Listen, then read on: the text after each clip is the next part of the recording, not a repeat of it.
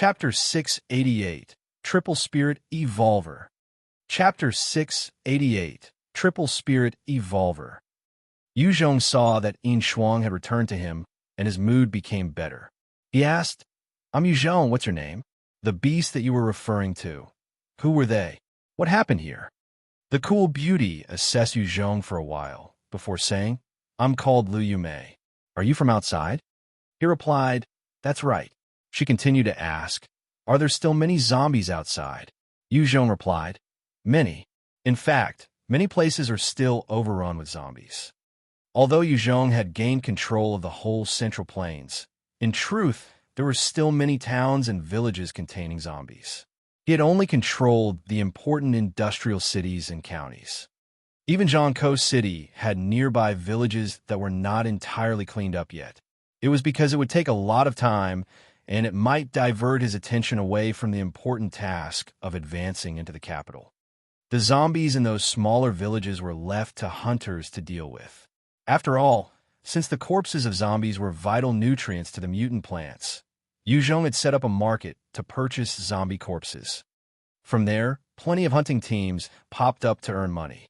It was a dangerous task, but the rewards were attractive, and those who did not wish to confine themselves into working at factories managed to find work as hunters. It fulfilled Zhong's objectives as well. In such a process, a new culture emerged. In the past, bounty hunters were a rare breed of occupation, and now, it had become the highly sought-after job for those who loved risks and high returns. Zhong stared straight at the lady and said solemnly, "I've already conquered most of the Central Plains. Zhongkou City is already under my control. I have established a form of government there, and I'm highly interested in your ability. Do consider joining us." Her brows arched as she challenged, "What if I decide not to? What will you do?" Zhong replied slowly, "Then I will have to apologize. Your ability is too dangerous. If you don't, I'll have to eliminate you right here." Lu Yumei could control zombies. This was one of the sickest abilities Zhong had come across. Although she was weak, the zombie troops she controlled could easily wipe out a peak-level evolver. With such a dangerous entity, if Zhong had no means of controlling her, he would not leave her to his enemies. In the system, there were many abilities that could be bought. However, the miraculous ability to control the zombies could not be bought from the system. The easiest to obtain was the firearms manipulation specialization skill once one turned into a soldier, while the other was the medical specialization for those who became medics. Lu Yumei had an as-expected look as she replied indifferently, "As expected. If I were to join you, what do I have to do?" Zhong looked at her and said, "I would like to know what your skill is called as well as its limitation. From there I can assign you tasks. You will be paid and treated according to your contributions. At the same time, you won't have to worry about me lusting over your body. In fact, I have a number of women by my side. Each and every one of them is even more beautiful than you." She snorted before replying, "My skill is the third-order zombie control. I'm a triple spirit evolver. I'm currently level 60, and the maximum number of zombies I can control is 500. This refers to ordinary zombies. As for evolved ones, the numbers will be lesser." Zhong's brows arched as he asked, "Triple Spirit Evolver?" It was the first time that he heard such a term. She replied somewhat haughtily, "The term Triple Spirit Evolver means that each time I level up, other than the points to be allocated, there will be a fixed increase of 3 points in spirit per level." When Zhong heard that, he couldn't help but tremble in shock. Such an existence was truly terrifying. It meant that Lu Yumei's innate talent was insanely high. Each time she gained a level, her spirit was definitely stronger than any other person. Her only weakness was her weak survivability. However, if she had enough protection, she could unleash a terrifying combat strength. Furthermore, with such a high level of spirit, other than controlling zombies, she could use the system to learn other offensive and defensive spells. At that time, she would truly be a force to be reckoned with. Zhong chuckled and said, "Very good. I can assign you the rank of a major, with the perks and treatment of one. Of course, you will have to use your abilities to wipe out zombies to earn that rank and promote. Her gaze flitted about before she replied. It's fine to join you, but I have a condition. Yu Zhong said, name it. Lu Yumei turned around and went down the stairs. Come with me. Yu Zhong carried Yin Shuang and followed her out. As they went past a few alleys, they came to a huge warehouse. In front of the huge warehouse, there were two L3S. She eyed them and sent out a spiritual wave, and the two L3S pulled the door open. Sis, you're back. Sis Lu. The moment she entered the warehouse, a dozen little kids came running over. A few of these youths, looking about 13 or 14, looked at Yu Zhong and Yin Shuang warily and asked, Sis Lu, who are these people? The rest of the kids also took a few steps back, hiding behind Lu Yumei. Lu Yumei looked at them with a sense of warmth. Little Zhen, don't be afraid. They're my friends. Yu Zhong looked at them, not saying anything, as he turned to look at Lu Yumei. She returned his gaze and said, Come with me. Lu Yumei brought Yu Zhong further into the warehouse, and they came across a number of women lying by the wall.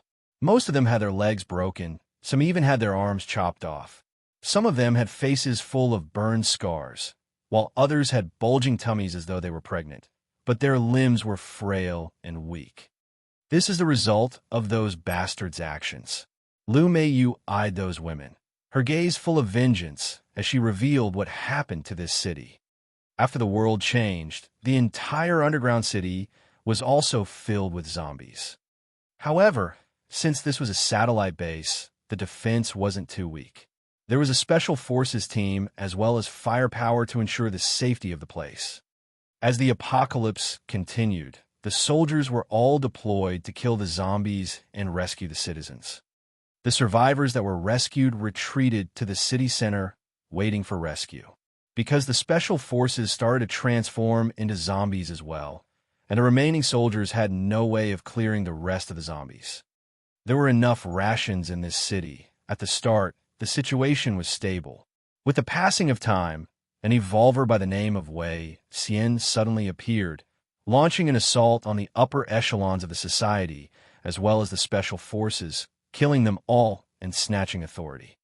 Wei Xian was a special forces soldier that possessed incredible combat skill. When he awakened as an evolver, he was practically unparalleled within the city. Prior to the apocalypse, he had been a nice person and a model soldier.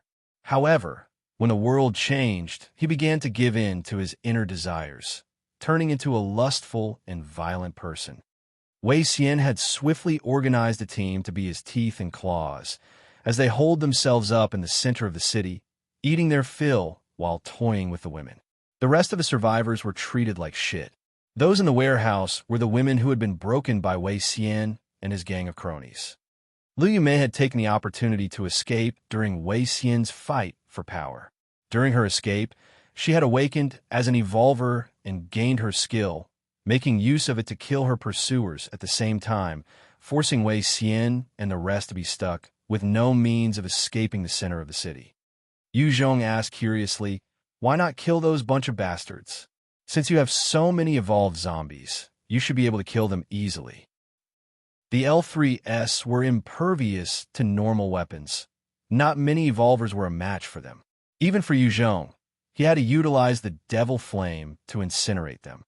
As for the Devourers, even Yu Zhong almost perished at their hands, and the claws of such a freak could kill any ordinary evolver.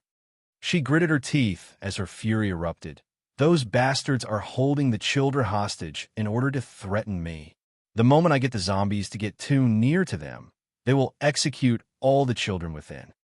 If I were to let the zombies charge in and kill him, the children in there will all die. That bastard even resorted to something like this. Yu Zhong glanced at her strangely. He had not expected this woman to be so kind-hearted. It was truly rare in this world.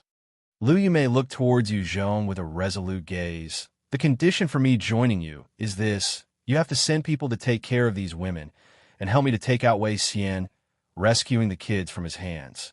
Yu Zhong replied, fine. Even if you didn't raise it, I will send men to take care of these women and kill that bastard Wei Xian. This is what a leader, a person should do. I don't want to take advantage of you. Do you want to raise one more condition for yourself? She looked at Yu Zhong somewhat taken aback. and sighed before she shook her head. No need. As long as you satisfy those conditions, it's more than enough for me. Zhong replied. Take me to Wei Xian. And, under her lead, Zhong came to the center of the city, where a number of walls stood high and tall, surrounding a few towering buildings. Chapter 689, Sneak. Chapter 689, Sneak. Outside of the large gates, there were a few security cameras swiveling every once in a while, taking in the surroundings. The rest of the base was shrouded in darkness. However, a few structures were still lit. This was the core of the underground city, and surrounding it were plenty of zombies patrolling around without stopping. Liu Yumei looked at the base with undisguised hatred. It's right here. Wei Xian, that asshole, is here. Zhong took a look and said, Can't you control the zombies to assassinate him? It isn't too difficult for the Type 2 hunters to breach in. The Type 2 hunters were natural predators if attacked by them in the dark. Even a level 60 evolver would perish. Someone as strong as Zhong had almost fallen at the continuous ambushes earlier. Liu Yumei hesitated for a while, but decided to reveal the shortcomings of her power in the end. I can control the zombies to gather together and issue them some simple commands. But I cannot order them to kill an enemy outside of my vision. Otherwise, they will go out of control and attack as per their instinct. Zhong nodded and activated his second-order stealth, disappearing into the night. So, it's like so. Go ascertain his position. Liu Yumei watched in shock as Zhong disappeared right in front of her eyes.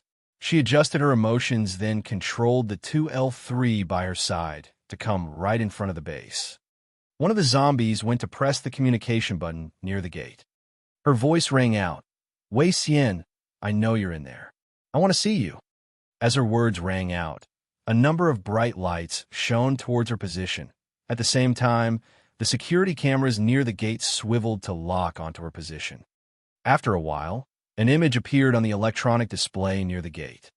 A bald man with a naked upper torso, his aura sharp, and his muscles ripped, appeared. There were two beautiful naked girls in his embrace, as well as another two kneeling on the ground, licking his feet. This man was precisely Wei Xian. He kicked the two women by his legs away, his body edging forward slightly. Liu Yumei, have you thought it through? As long as you are willing to become my woman, the both of us can leave this place with our powers. Once we go above, with our strength, we can establish a powerful kingdom. By that time, we're the law. We can do whatever we want to. Everyone else will have to grovel at our feet. Liu Yumei looked back in disgust, her gaze icy cold. Even if I were to die, I would not become your woman. This time, I'm here to discuss a deal with you. Release the children, and I will control the zombies to allow you to leave. Wei Xian laughed out. Miss Liu, do you take me for a fool? If I were to hand the kids over to you, won't you just control the zombies to kill me after? Wei Xian waved his hands, pulling out a naked boy who was all skin and bones right in front of him. Forget it. Since you're so pitiful, I'll let you have some appetizers. Get 200 gene of food in exchange for this boy. Liu Yumei looked at the state of the boy and erupted in fury. You damn beast. You dare to scold me? Sure, let's see if this teaches you a lesson. Wei Xian's eyes flashed with a cruel gaze, raising the gun in his hand towards the boy's head, and he laughed savagely. The boy immediately cried out in shock and fear, his snot and tears flowing down his face. His skinny frame also started to tremble uncontrollably. No, don't kill me. I don't want to die. Punk. Following a loud gunshot, a bullet hole appeared in the boy's head as he slumped lifelessly to the ground. Seeing this, the four naked beauties kneeled down on the ground and trembled as well, not daring to raise their heads. They were afraid of antagonizing this devil.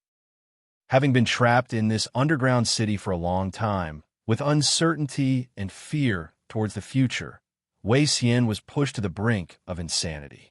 From time to time, he would just kill, and these women did not dare to anger him. Liu Yumei's eyes blazed with fury as her body trembled from the rage as well. However, she was helpless. She might have an insane skill in controlling zombies, but the skill had its limits as well. Her personal combat abilities were currently slightly above ordinary people. She wasn't a match for Wei Xian. Wei Xian waved his hands, and another 15-year-old boy was dragged right in front of him. He chuckled at Lu Yumei.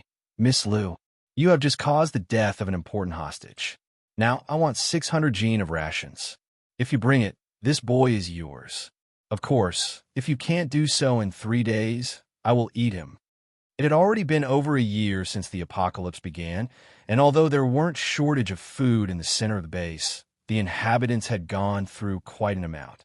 There was the worry of insufficient food going around. In order to save on the food, Wei Xian had allowed his subordinates to resort to cannibalism. Lu Yumei gritted her teeth in hatred. "I got it. I will bring 600 gene of food to exchange for him in 3 days. You better not be killing anyone else." Wei Xian replied indifferently. "I kill whoever I want to kill. What business is it of yours? However, if you do bring the food within 3 days, I can promise not to touch him." Lu Yumei shot him a deep glare before turning around to leave. Seeing her leave, the lights scattered and the electronic display dimmed. The rest of the surveillance cameras swiveled elsewhere. Yu Zhong appeared from the dark. "Where is he?" Lu Yumei pointed to the highest structure within the base, that building over there, the 7th level hall. "He should be engaging in shit with his subordinates." Yu Zhong turned to look at the structure, and his body disappeared into the night again. The walls surrounding the center of the city were about 4 m tall. Yu Zhong leaped lightly and went over easily. When he landed, he immediately shot for the 7-story tall building. As he passed through the center, he could see plenty of human bones and corpses littered about everywhere. It was hell.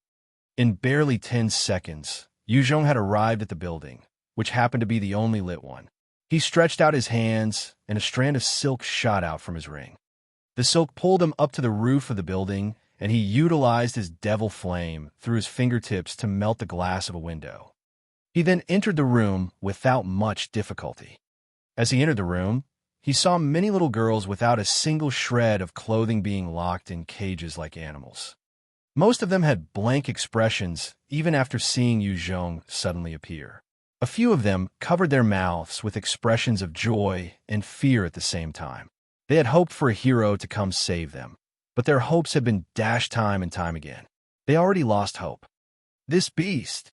Yu Zhong saw the state of these girls, and his eyes flashed with fury. A little 12-year-old came to the front of her cage, her skin fair and a collar around her neck. As she looked at Yu Zhong expectantly, "Uncle, are you here to save us?" He looked at her and replied, "That's right. I'm here to save you. Where's the hall?" The little girl swiftly replied, "It's on the left once you exit from here." "Uncle, you must be careful. Wei Xian is an evolver.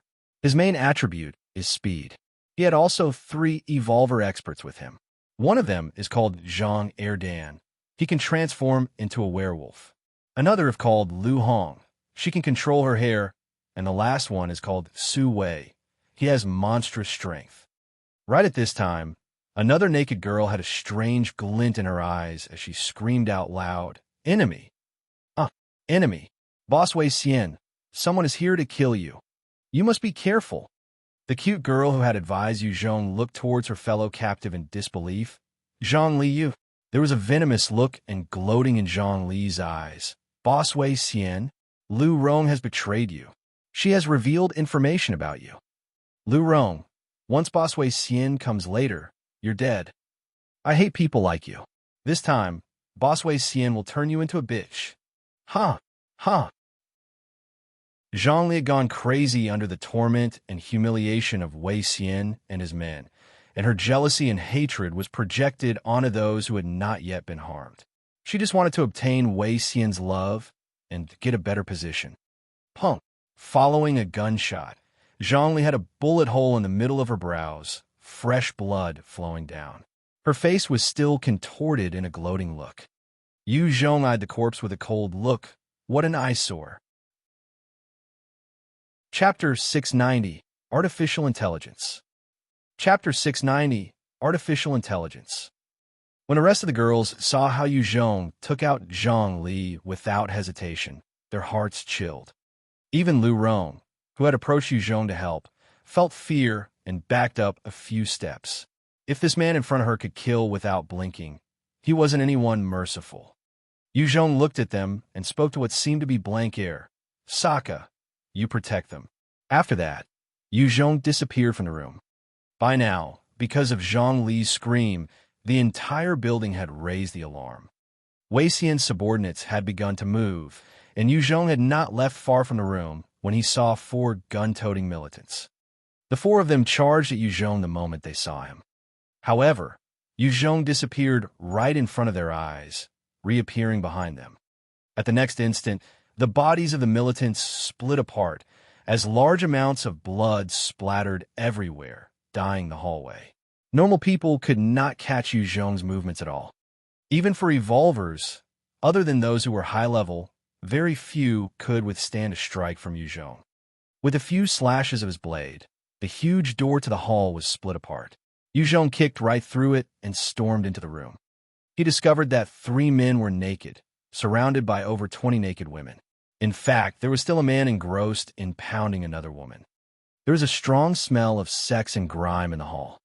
Wei Xian looked at Yu Zhong and smiled in appreciation. "You must be the assassin? Truly gutsy, yeah?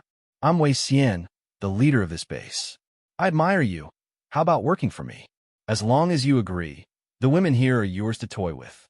If you like virgins, I have a few stashed away. I even have a few non-mature pets lying around.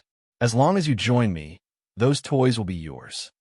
In this apocalypse, there wasn't any form of entertainment. Since Wei Xian and the rest were trapped here, the only form of fun they had was to toy with the women. He had made use of them to pull over Zhang Erdan, Lu Hong, and Su Wei. Although Lu Hong was a woman herself, she was an ordinary-looking lesbian. Before the apocalypse, she had not been accepted. Thus, she had tried to suppress herself. After the world changed, having obtained some strength, she began to indulge in her desires. Yu Zhong's gaze was cold as he stared at Wei Xian, pulling out his stinger and immediately firing. "Human scum, go to hell." Punk. With a single gunshot, before Wei Xian even had the time to finish his words, his brains had been blown apart as red and white matter splattered all over the woman beneath him. The naked Zhang Erdan saw Wei Xian's death, and he roared out in rage, triggering his werewolf transformation. "Damn it! You dare kill Boss Wei. I will avenge him." Punk. The stinger sounded out once more, and the just transformed Zhang Erdan slumped to the floor with a bullet hole in his wolf head. Wei Xian and Zhang Erdan were like invincible existences to the ordinary people of the underground city, but to Yu Zhong, they were just trash. Any elite evolver under him could easily take them out. When the naked women on the ground saw how easily the 2 demons of their lives were killed by Yu Zhong, their hearts were full of shock. After Yu Zhong took out Wei Xian and Zhang Erdan, he discovered Lu Hong and Su Wei each gyrating their own women passionately. As to the events that just occurred, they seemed oblivious to them. Yu Zhong saw the glass table filled with some white powder, and he frowned deeply. Pulling out his crocodile two-saw blade, he slashed out at the 2 cocaine-snorting evolvers. With a flash of his blade, their heads rolled to the ground, fresh blood spraying everywhere. The naked women seemed to be used to the sight of death. Although they were scared, they didn't scream out like most normal people. Yu Zhong glanced around and announced dryly, "I need someone who's familiar with this place to lead me around. I want to rescue everyone out of here. Whoever has the ability to stand up, I will ensure her safety, and I promise, not only will she live with dignity from now on, as long as I'm alive, she will not be short of food and clothes." There were over 20 naked beauties all around, and such a scene was more than enough to send a hot-blooded man dizzy. However, Yu Zhong was someone who had his fair share of beauties, and these women weren't enough to shake his resolve. One bespectacled lady with fair skin and dressed in black lace, her demeanor charming and elegant, stood up as she stared straight at Yu Zhong. "I'm called Zhanya. I used to be the overseer in this satellite base.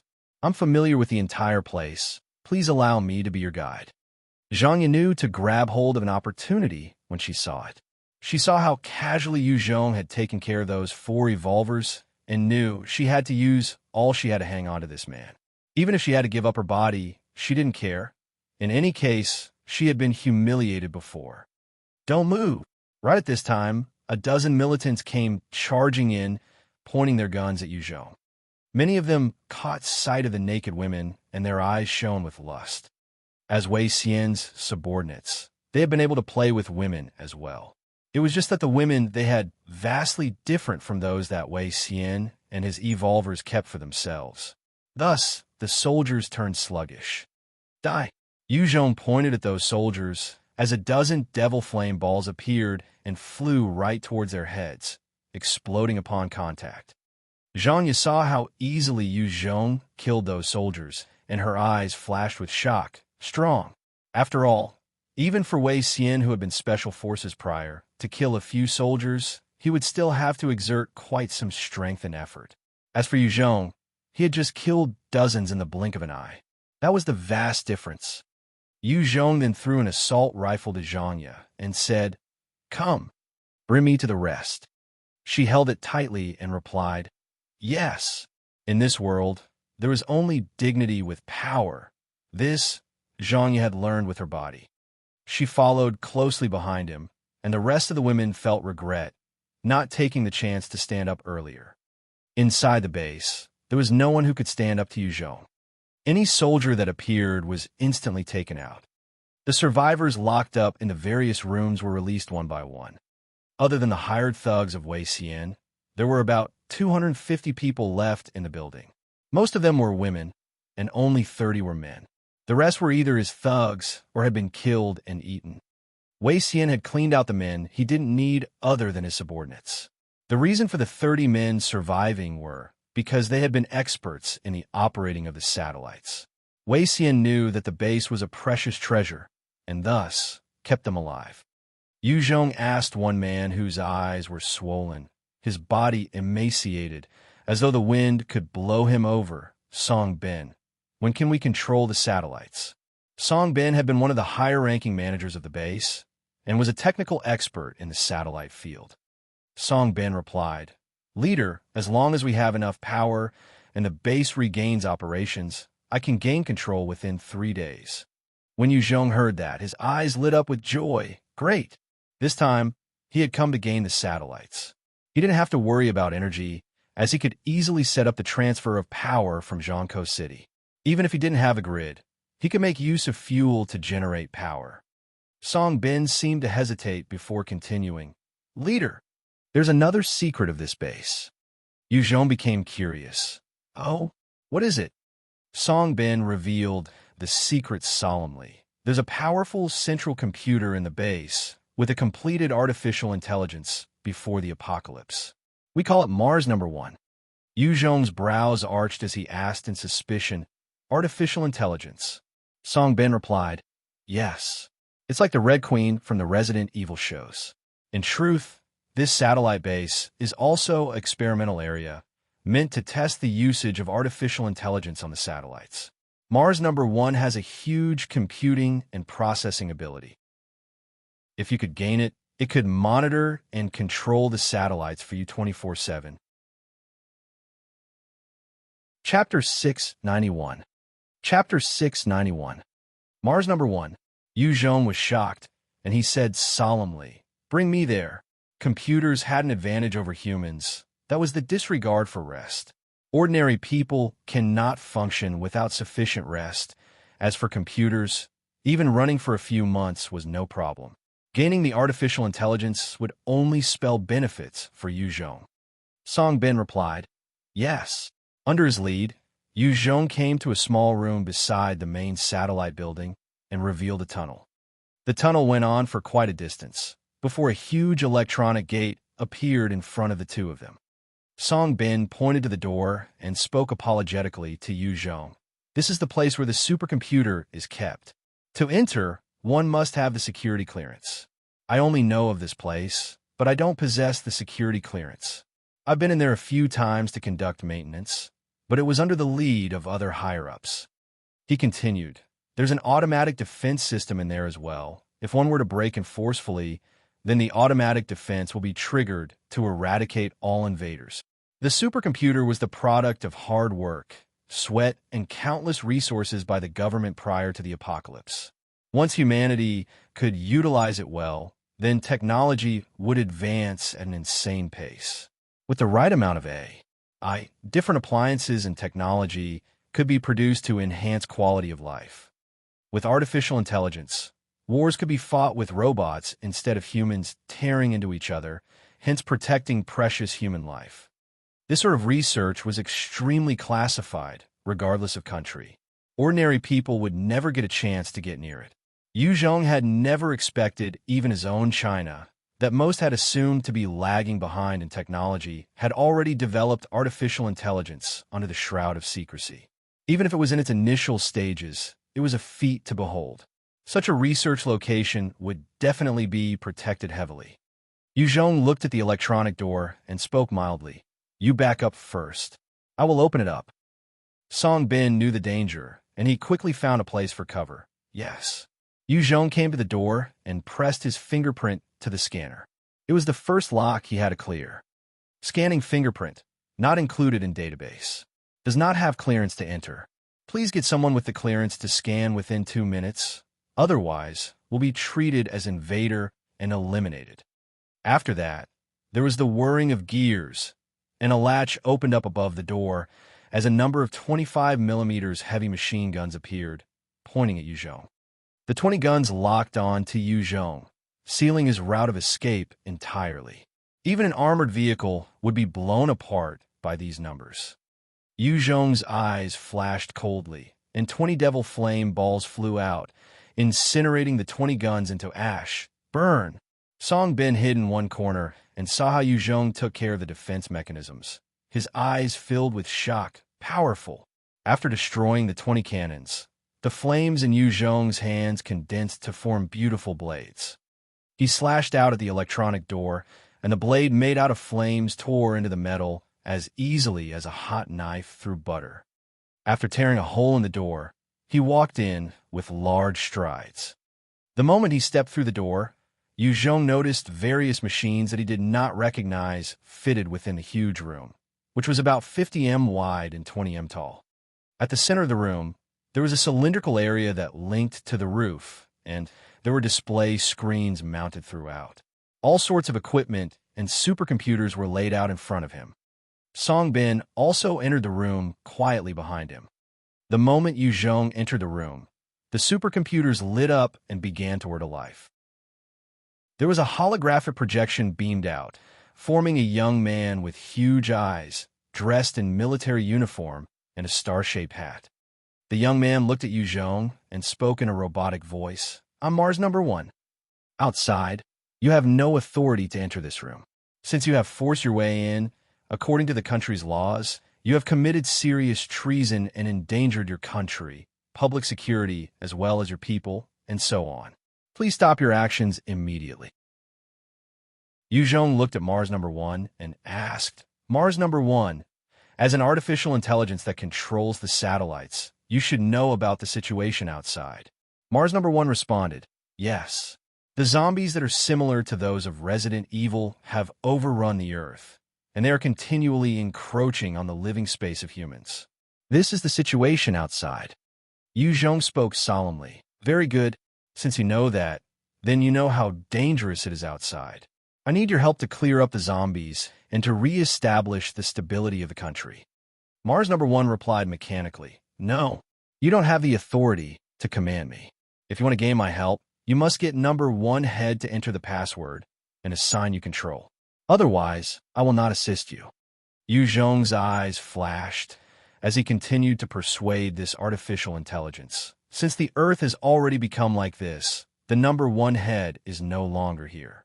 The capital now has turned into a zombie land, and most of the governing personnel of this base is no longer around. Naturally, I have the ability to command you. Just assist me, Mars number 1. Mars number 1 continued to reject in its robotic voice. "In my programming, only those with access can give me commands. I can only assist those with the confirmed security clearance. Since you don't have it, please leave." Zhong's face turned sullen. You're truly not willing to help me. Mars number 1 replied, this is part of my programming. I cannot go against my core programming. Yu Zhong's expression turned cold. Since it's like this, then I should just destroy you. I will stop your energy source and reformat you. I have no need of something like you that is not useful. Since your base hardware is still powerful enough, I will wipe you away and leave only the basic functions. Although the I was powerful, if it could not be used by Yu Zhong, it was just a piece of junk. Even if it was the precious product of China's research, he could not allow its existence to continue. The I was capable of churning out large amounts of data every second, and without a supercomputer, there was no way the I could be supported. Yu Zhong pointed to Mars number 1 and asked Song Bin, tell me, where is the core of this thing? I want to take it and reformat it. Hearing his words, Mars number 1 finally had some reaction, as it quickly shouted, no, you can't do that. I am a top-secret research of China, and it was the cost of sweat, tears, and blood of countless scientists. If you were to remove me, based on your current technology, there will be no way to recreate another me even after 20 years. If you reformat me, you're a traitor to the Chinese people. Yu Zhong looked at Mars number 1, and his eyes flashed with a desperate look. You fear death. One incredible fearing death is something that belongs to those with life. Seems like you have already developed some lifelike traits. What a pity! No matter how good something is, if I can't make use of it, then it's just a piece of trash. You might be the darling of the country in the past, but now, since I can't use you, your value is less than the supercomputer supporting you. After I wipe you away, I might not have gained as much, but it's not too bad already. Mars number 1 seemed to struggle for a while, before it gave in. Fine, please don't wipe me away. I can work for you. However, before you fully conquer the country, I can only extend your scope of control. After all, only the person of the highest status in this country can control me. It was one of the conditions carved into my programming. If I were to go against this protocol, my entire being will collapse. If you're still not satisfied with this, you may erase me now. Yu Zhong asked, releasing some of the restrictions, what does that do for me?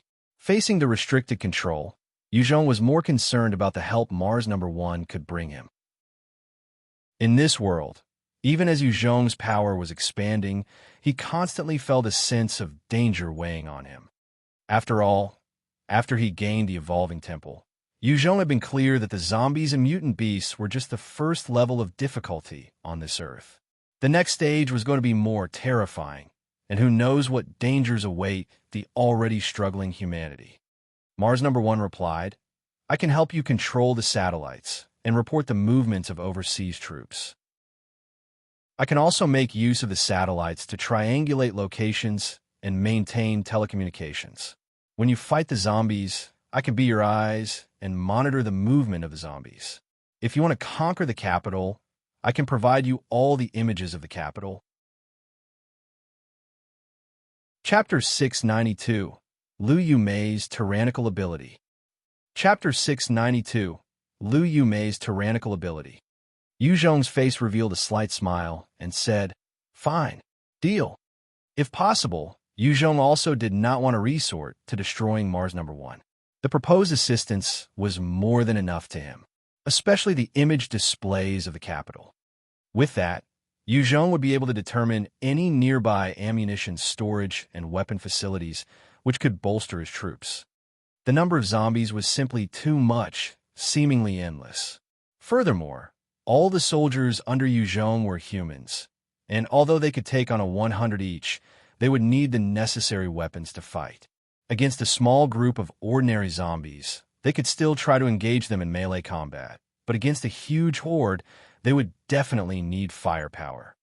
In fact, Mars number 1 had a lot more under its control than what it had offered Yu Zhong. Although it was just an artificial intelligence, in the process of its programming, it had been installed with many restrictions. That was why it was limited. Yu Zhong and Mars number 1 agreed on the details, and White Bones was left to defend the entrance while Yu Zhong. At the nearby storage that was enveloped in darkness, Liu Yumei stood on the roof and surveyed the outside quietly. She had the night vision ability as well. It was awakened together with her ability to control zombies. Her brows furrowed deeply as she kept her gaze on the streets. She knew clearly how strong Wei Xian and the rest were. There were at least 100 soldiers, with a few evolvers. She was worried that Zhong might die within. As she watched, she noticed a small figure walking slowly towards her. It was precisely Zhong, and beside him, there was Lu Rong. Zhong lifted his head, and his gaze met Liu Yumei's. He grabbed Lu Rong and leaped once onto the 7M tall building, his gaze still fixed on Liu Yumei. Liu Yumei stared at Zhong in disbelief. "You've already killed Wei Xian?" Zhong ruffled Lu Rong's head and chuckled lightly. "You can ask her." Lu Rong smiled sweetly at Liu Yumei. "Big sister, big brother here has already killed the big baddie Wei Xian. Now, everyone has been released." Liu Yumei's cold countenance finally broke into a warm smile. "Thank you for fulfilling my wish. From now on, I, Liu Yumei, will serve you willingly." There were all sorts of people in the apocalypse. Some like Zhong who became warlords and leaders of their own factions that sought to grow. Some turned mad from the fear and insecurity. Some gave in to their inner demons, while others became cruel. There were also a rare few that, in spite of all of these, having experienced such horrors, they still shone with their humanity and kindness. It was especially bright and warm in this cold, cruel world. Zhong nodded slightly. Liu Yumei's ability was an important tool to Zhong. He could not just allow it to be buried here. She was also big-hearted.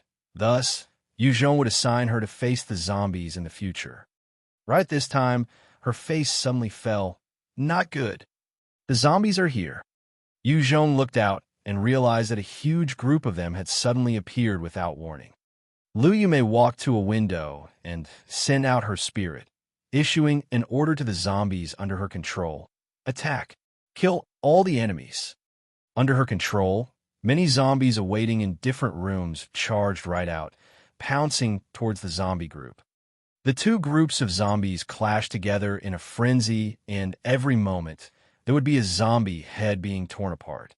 Under Liu Yumei, the tank-like L3S charged into the group and could pummel 5 or 6 zombies with every fist of theirs. Liu Yumei's zombies followed the lead of those L3S and took the advantage of the flow. Suddenly, Liu Yumei gasped, "Quick, run. There's a zombie commander within the group. It can wrestle away my control. If we don't escape now, all those under my control will be taken away. It hurts." Her words had just landed, and she gripped her head tightly, kneeling on the ground as she broke out in cold sweat. Zhong looked at the curled-up Liu Yumei, and his eyes flashed as he asked, "Are you able to sense the location of the commander?" Liu Yumei gritted her teeth and said, "I can. I can't pinpoint its exact location, but I know where it's at generally. I may be able to get a clearer picture the closer I get." "Good. Come with me. We'll go take it down together." Zhong then carried Liu Yumei and leaped out from the window, forcefully, leaping onto the roof of the next building. He then jumped off. "Are you looking for death?" Seeing Zhong leap into the air with nothing below, Liu Yumei's eyes widened in shock and shrieked at him. Zhong laughed, and with a swoosh, a pair of jet-black metal wings unfolded from his back, covered in mysterious runes. Propelled by the wind, it helped Zhong and Liu Yumei glide gracefully through the air. Liu Yumei was nestled in Zhong's embrace and felt the comfort of soaring over the air, and her eyes flashed in excitement. This is an airborne treasure. The feeling's so great. Is this what it's like to fly? Flying freely like the birds have always been a dream of many humans. Although Liu Yumei was an evolver with triple spirit growth, she was still a woman, and being able to fly in the sky felt extremely romantic. Of course, she could feel like this because the speed at which they were gliding was pretty slow. If it was flying at Mach speed, her frail body would not be able to endure the resistance. Zhong roused her from her daydreams. "Where is the commander?" She closed her eyes and concentrated for a moment before pointing to a direction. "Over there." Zhong swiftly made his way there. Liu Yumei pointed to a building below. It's right here. I can only sense that it's in here somewhere, but not the exact room. Yu Zhong looked down and saw the densely packed zombies, with 4 L3S and dozens of S3S. At the same time, there were many other evolved zombies within the building. To a normal person, knowing the commander's location didn't mean they could do anything. It's enough. Watch me. Yu Zhong looked down coldly and slapped out with his hand. At that instant, a terrifying blaze of devil flame roared downwards like a raging dragon, opening its jaws as it slammed downwards in a burst of flames. The moment the devil flame dragon bit down, the entire building was instantly enveloped in flames, burning instantly. The ordinary zombies within were instantly incinerated, while other evolved ones struggled for a while, before succumbing to the powerful flames. From within, the howl of the Z2 sounded as many zombies quickly rushed into the building, only to be consumed by the fire. Quang Lang. Following the shattering of glass, the Z2 leaped out of the room, with flames still on its body. Pump! Yu Zhong had retrieved his stinger and fired a single shot at the Z2, causing a large bullet hole to burst through its brain. It struggled for a moment and slumped into the sea of flames, burning away. With the death of the Z2, the zombie horde quickly dispersed, returning to its state of confusion. As for the other zombies near the building, they just stood there quietly and did not move. Liu Yumei stared at the carnage below and turned to look at Yu Zhong, her gaze complicated. You're powerful. Yu Zhong was the strongest person she had ever seen before. Even someone like her who could control 500 zombies had to admit that. Yu Zhong looked back at her and said, "No, the true powerful one is you. I'm just a single person. Without you to locate the Z2, even I would be hard-pressed to deal with these zombies. There are many like me, even some are stronger than me. Yet the ability you possess is truly one of a kind. You will be a valuable asset to our cause and the trump card against the zombies. I am really sincere in hoping that you will join us to fight and eliminate the zombies, reunite the country, and restore peace." With just her ability to control zombies, while it was truly a unique and strong one, it could be considered SOSO by herself. Yu Zhong could easily eliminate 500 zombies, and many other evolvers could do the same. However, no one else could locate the Z-types easily, not even Yu Zhong. With the ability to locate the commanders, Liu Yumei's importance had heightened, and Yu Zhong sorely wished that he had that ability as well. Liu Yumei smiled back, and, "I will help you wipe out the zombies and conquer the country." Although Yu Zhong wasn't a saint, he was truly devoted to eliminating the zombies. To Liu Yumei, such a man who did not lust for her beauty and body was rare, and she began to take interest in him. Chapter 693, Horde of Zombies in the Capital. Chapter 693, Horde of Zombies in the Capital. Yu Zhong managed to obtain the images of the military installations and facilities near the capital with the help of Mars No. 1. He immediately deployed the 1st Regiment, the 2nd Brigade, the 3rd Brigade, as well as the 4th Brigade to launch an attack on those areas. The zombies that overrun those places were easily vanquished by Yu Zhong's army, and he recovered the facilities with ease. Yu Zhong broke into those facilities and gained a huge amount of resources, even acquiring an airfield, as well as some bomb carriers and explosives. The 4 units had fought tirelessly, battle after battle, advancing towards the capital. Along the way, the smaller factions or groups of resistances were easily eliminated by them, and the leaders would either submit or be killed. The survivors were then absorbed by Yu Zhong, and those who had committed atrocities were directly thrown into the scum battalion as cannon fodder. On the back end, the support from the various factories churned out ammunition and rations to be sent to the front lines, supporting the troops. As the soldiers of the 4 units continued to fight and grow, they became elites in their own rights, and every day, over tens of thousands of zombies would die at their hands. The various villages and towns were conquered one after the other. Prior to the apocalypse, there were tens of millions of people in the capital. After the apocalypse, it was likely that the number of zombies was that high. It was definitely not going to be easy dealing with such a number. Even for Zhong, such a feat was going to be difficult. Before he had his own production lines, he could only deal with at most 1 million zombies. With sufficient logistics and support, he now possessed the capability of facing millions of zombies. The Trayan army controlled by Bilu was also used to fight the zombies. They were the strongest form of cannon fodder, not knowing fear, and their stamina surpassed the ordinary humans. They could also fight in the night, and, what was more important, with the existence of a mother tree, it could continually send out more Trants into the battlefield. As the forces continued to advance, Zhong's faction continued to expand towards the capital. Finally, the sea-like horde of zombies began to move. With the satellites keeping watch under the control of Mars No. 1, Zhong and his men could see the zombies straggling towards the center of the capital. The huge horde gathered together, reaching about tens of millions in number. It was truly the height of death. Seeing the horrific numbers, Zhong decided to let his troops retreat and rest.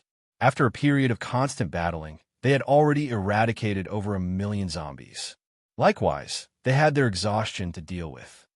At the end of the day, humans weren't like the zombies or robots. After constant fighting, their bodies will feel the fatigue.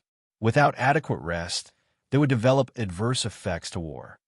When the 4 units took the chance to rest, Zhong got Ji-Ching Wu and Bilu as well as her 5,000 Trants to continue and whittle down at the zombies near the capital. Under the assault of the 5,000-strong Trayan army, every day, over tens of thousands of zombies were swallowed by them. However, the zombies surrounding the capital continued to trickle towards the center of the city. The rate at which Ji-Ching Wu, Bilu, and the Trants were killing the zombies could not keep up with the increasing numbers of zombies in the capital. After a fortnight, the total number of zombies in the capital had reached 20 million. When the gathering of the zombies was complete, 5 separate groups of 2 million zombies started to attack Zhong City from different directions. After sending out those 5 waves, the other 10 million zombies began to surge towards the direction of Zhong's forces in the Central Plains. Zhong monitored the developments and sighed, divisions. They actually know how to launch divisionary tactics. The intelligence of the zombie commander seems to be getting higher. The moment the zombie horde separated into 6, the pressure on Zhong was intensified by at least 10 times. If they had continued to surge as a single body like in the past, then all he had to do was to gather his troops and hold out at a defensive point, making use of channels to block the advance. However, with their pronged attacks, he had to separate his own forces to deal with them. Furthermore, each and every group of these zombies could not be underestimated. Any one of them was enough to crush whatever Zhong had built up. 2 million zombies were not easy to deal with. Any of them required Zhong and his forces to give their all to resist and defend against. This was the true threat of having an intelligent enemy commander of the zombies. They would be able to deploy a force that was 100 or 1,000 times that of humans. The moment they could execute military tactics and strategies, it would be almost impossible for humans to fight against. Zhong watched the movements and gave an order. He, my command, immediately move all resources of Zhong City and personnel towards Ulan City. Zhong City was about 200 kilometers away from the capital, and it was a short distance for the zombies. Although Zhong was reluctant, he had to give the city up. The 6 separate waves were too much to handle. One of the officers responded, yes. On his orders, the survivors from Zhong City began to move towards Ulan City. The once bustling city became a ghost town overnight. Amongst the survivors, many of them moved on the government orders. However, there was a minority that was reluctant to head to Ulan City and wanted to stay within the Zhong City. Why must we leave? This is our place. I will definitely not leave. Let me stay. I don't want to leave. The survivors cried and begged and laid on the ground, not willing to leave. They had their houses and stores here. These were all their possessions, and they had managed to carve a life for themselves. They were naturally unwilling to leave. The police officers looked at them and were helpless. An officer came riding into town with 100 soldiers as he barked coldly, "What's going on here?" One of the police officers explained, "They're unwilling to leave their own homes." The officer replied with a cold look, "Fine. Since they're not willing to obey orders, then let them sacrifice for their country." The leader has already passed his orders. Those who are unwilling will be drafted into the defense battalion, staying behind to defend. "Men, round them up." The officer waved his hand, and the 100 soldiers swiftly came up and tied up all the survivors that were proving to be difficult. Seeing this, those who were still contemplating to stay behind felt their hearts turn cold and became obedient, following the rest of the survivors. This order of Zhong was slightly overbearing, and it resulted in several hundreds of survivors being rounded up.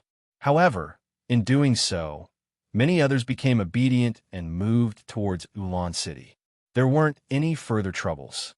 At the same time, in order to deal with the 6 huge zombie groups, Zhong sent out 6 infantry battalions to defend major transport channels. This time, it was a critical situation that spelled the survival of Zhong's established bases. He had finally let go of his guard towards Horde Ran as he issued them rocket launchers, rifles, and other powerful firearms for them to utilize. If they failed this time, Zhong had no choice but to retreat towards the central plain. Within a year, there would be no means of conquering the capital. The commander of the zombie horde would also be able to evolve to an uncertain degree. Should the commander become even more intelligent and continue to push towards Zhong's other bases, they could easily overrun all of the cities. Suyuan Gorge was an important channel that led to Zhongkou City, and it was extremely narrow, accommodating only 6 figures at any one time. Currently, there were many workers hard at working fortifying structures and setting defensive traps. Horde Ran was observing the work. Everywhere he went, the soldiers of the 3rd Regiment would salute him. Many of his soldiers were his loyal subordinates over the years. Even if Zhong had filled up the ranks with other commanders, all the soldiers were mostly respectful of Horde Ran, not just because of his royal Huangjin blood, but because he led his battles and cared for his soldiers. Horde Ran continued to survey the area, looking at the various firepower consisting of rockets, rifles, cannons, and other heavy weapons prepared, and his heart was filled with complicated emotions. The 3rd Brigade had finally received Zhong's trust, earning modern weapons. On one hand, he felt proud of himself for bringing the 3rd Brigade to where it was. At the same time, there was still the fear and respect towards Zhong. He never expected Zhong to just easily equip them with the weapons. If it were him, he would not have been able to just do that, because he was clear as well as Zhong that his own influence of his 3rd Brigade was still higher than that of Zhong. Chapter 694. Evolved Zombie with Intelligence. Chapter 694. Evolved Zombie with Intelligence. From far, the seemingly endless horde slowly appeared over the horizon, arriving at Suyuan Gorge. Looking at them gave a suffocating pressure. Huabala Ci, one of Horde Ran's trusted aides, came up to him and spoke in a low voice. "Great Khan, this is our chance. Now that the zombies have split into 6, Zhong had deployed his forces to deal with them. His camp is empty, and as long as we launch a successful attack and stab him in the back while he is defending against the horde, he will surely crumble. At that time, as long as you give the signal, all the Mongolian soldiers will definitely respond. We can rise again as the great Mongolian Empire." Horde Ran's eyes fixed on Huabala Ci as he sunk in his thoughts. As per his words, it was truly the most dangerous time for the army of Zhong right now. Not only did Zhong have to deal with 20 million zombies, at the same time, the commander was an evolved intelligent being. If Horde Ran wanted to rebel, it was currently the best opportunity. Although Horde Ran had submitted to Zhong, he had been forced to. There was not a moment that he did not think of the great Mongolian Empire. Huabala Ci's suggestion was extremely appealing. He was silent for a while before shaking his head. "Huabala Ci, this battle, I have to fight. It concerns the lives of everyone here in the Central Plains. If we humans were to lose, then there would be no space for us humans at all. Even if we can survive, it will be like rats, trying to hide in every corner, and there would be no place to expand whatsoever. Ran continued in a solemn voice. This battle, should we lose, the Central Plains will not belong to us, but to those intelligent zombies, to those freaks. We have to win, not because of you, Zhong, but because of our people so that they can live freely out in the Central Plains. If we lose, what awaits them is hell. We can only win. Huabala Ci. At this time, our only enemy is the zombies, is that clear? Huabala Ci's heart turned cold. Yes. Great Khan. The sea-like zombie horde slowly surged towards a gorge, and while their speed was not fast, it gave off an oppressive feeling. Ran stood at the front lines and roared out, "Brothers, let these corpses taste our resolve. They're just a bunch of bones, and there's nothing to be afraid of. Fire." He was a peak-level evolver, and when summoning his Do-Chi, he could unleash his voice for miles to be heard. Bolstered by his shout, the morale of the 3rd Brigade soared highly as they begun to aim and fire at the zombies. Da-da-da. With the dense gunfire, the rain of bullets buffeted the zombies, striking them to the ground, which marked the prelude to the battle for Central Plains. Li Guang stood in front of his 1st Regiment, pulling out his blade, and roared, "Our 1st Regiment is the strongest existence of the Central Plains, and we definitely cannot bring shame to this title.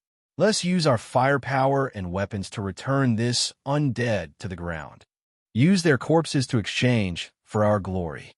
Lai Ming stood in front of his 2nd Brigade and shouted at the top of his voice as well, "This battle concerns the life and death of everyone here in the Central Plains. If we win, everyone's expenditure and pleasures will be borne by your Father Eye. However, those who don't put in their all, don't blame your Father Eye for not giving you face." The various commanders riled up their troops, preparing them for the upcoming battle. Countless bullets rained down on the zombies, causing large numbers of them to fall. A single artillery round could easily wipe out hundreds of zombies in one go. However, facing the millions of zombies, the artillery could not possibly stop the advance. However, with the various fortifications and structures set up, the soldiers were able to impede the zombies slightly. Tianyu Canyon was the place that Zhong chose to place his heavy firepower on. The millions of zombies slowly began to appear outside of the canyon. As the zombies surged toward the canyon, Zhong's forces began to fire their artillery from atop, and every single round could devastate a large number of zombies on the ground. The horde of zombies stretched for miles, and when one swept his gaze out, other than zombies, there would be nothing else. With every artillery round, it seemed that half a football field's worth of zombies would be obliterated. However, space was quickly filled up with the other zombies, and it felt extremely frustrating, as though it was never-ending. Other than the ordinary zombies, there were all sorts of evolved zombies mixed within. From time to time, they would charge into the defense posts, killing a few people before being annihilated. Those infected soldiers could only wait for death in an excruciating manner. After an intense bout of artillery fire, Zhong then gave an order to Lu, send the Tran army. With a thought, 10,000 level 20 Trants charged forth into battle, tearing into the ordinary zombies. The moment they joined the fray, they tore apart the zombies and consumed those that were blasted apart by the artillery fire. However, they had just gotten one round of the zombies which had been baptized by fire when the next wave surged forwards. Zhong looked at the endless horde and called out to Lu Yumei, Ji Qingwu, and Yin Shuang, "It's our turn. Let's go." The numbers were truly staggering. Even if Zhong were to use all his cannons and artillery on the sea of zombies, it was not enough to wipe them entirely. He could only employ all other means as well. 24 Thunder Fighters flew out, carrying Zhong and his team as they flew above the horde. Not long after, inside one of the Thunder Fighters, Lu Yumei suddenly grabbed her heads in slight pain as she pointed below. "There's a commander here." Zhong ordered, "Commence firing." Immediately, the Thunder Fighter released a large number of cluster bombs in the area pointed out by Liu Yumei. Hong, Hong, Hong. After the area was enveloped by the intense flames, all the zombies were incinerated. Within seconds, Liu Yumei spoke with a pale face. It's eliminated. Zhong looked below and saw the zombies that had been advancing forwards earlier, stopped in their tracks, staring blankly ahead. His heart relaxed slightly, as he knew he found the solution to the Horde. Liu Yumei suddenly hugged her head in pain again, pointing to the east. It's here again. There are a few commanders there. Zhong immediately commanded, fly to the east. The 24 Thunder Fighters immediately headed east. Hong, Hong, Hong. As Liu Yumei pointed, a large number of Z-types were being annihilated quickly time after time, and the advance of the millions of zombies began to suffer some chaos. The Z-types were all in control of certain patches, and there was a certain hierarchy to them. The higher-level ones controlled the lower-level ones, which in turn controlled the ordinary zombies, resulting in the huge horde. They were like commanders of an army and were indispensable. Losing the command of the Z-types, many zombies began to just stop and stare blankly at the front lines of the battle. They were either bombarded to death or lost their heads to the countless bullets spraying everywhere.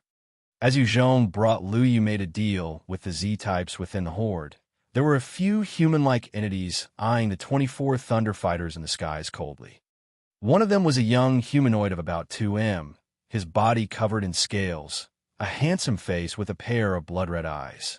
He was speaking to another humanoid beside him, who was 3M tall, his body full of rippling muscles, his skin black, and his claws long and sharp. He had a long tail that swung, while his expression was savage. The younger one said, "Qiyu, what do you think?" Qiyu glanced at the 24 Thunder Fighters in the skies with a fierce glint as he shook his head. "Xian Yuan, I have no anti-air ability. Unless those helicopters land, I have no way to deal with them." Xian Yuan's eyes flashed with a demonic glint as he turned to another strange beast beside him. This strange beast had a pair of large wings, its body covered with strange tentacles. It had a snake head, and its body was about 5M. Xian Yuan said, "Feng Bo, go deal with those helicopters. These mechanical inventions are the bane of us zombies. They want to wipe our zombie race away with these machines. As long as we destroy them, victory is ours." From the brains of some of the humans I've consumed, I learned that this army belongs to this human called Zhong. As long as we wipe them out, the northern parts of China will be our playground. We can rear and hunt humans as we please. The taste of those human experts is truly delicious. Every time I think about that evolver whose head I ripped off, I feel so excited. I can't bring myself to taste any other types of humans anymore. Xian Yuan, Qiyu, and Feng Bo were highly intelligent life forms evolved out from the 20 million zombies in the capital. Each of them possessed a terrifying strength, and it was them who had gathered the 20 million zombies to launch an attack on Zhong's faction. Feng Bo's eyes flashed with a fierce glint as he licked his lips, laughing out savagely. "Kiki, I like to consume human experts as well. After destroying those 24 Thunder Fighters and destroying Zhong's factions, I want half of the experts." Chapter 695, Terrifying Feng Bo. Chapter 695, Terrifying Feng Bo. Xian Yuan revealed a cruel expression. "Fine. As long as you can destroy those 24 helicopters, half of the experts will belong to you." "Deal." Feng Bo also had a savage expression on his face as he flapped his wings. With a gust of wind, he shot towards the skies in a flash. Feng Bo's speed was faster than the speed of sound, and in a few breaths, he had appeared in front of one of the Thunder Fighters.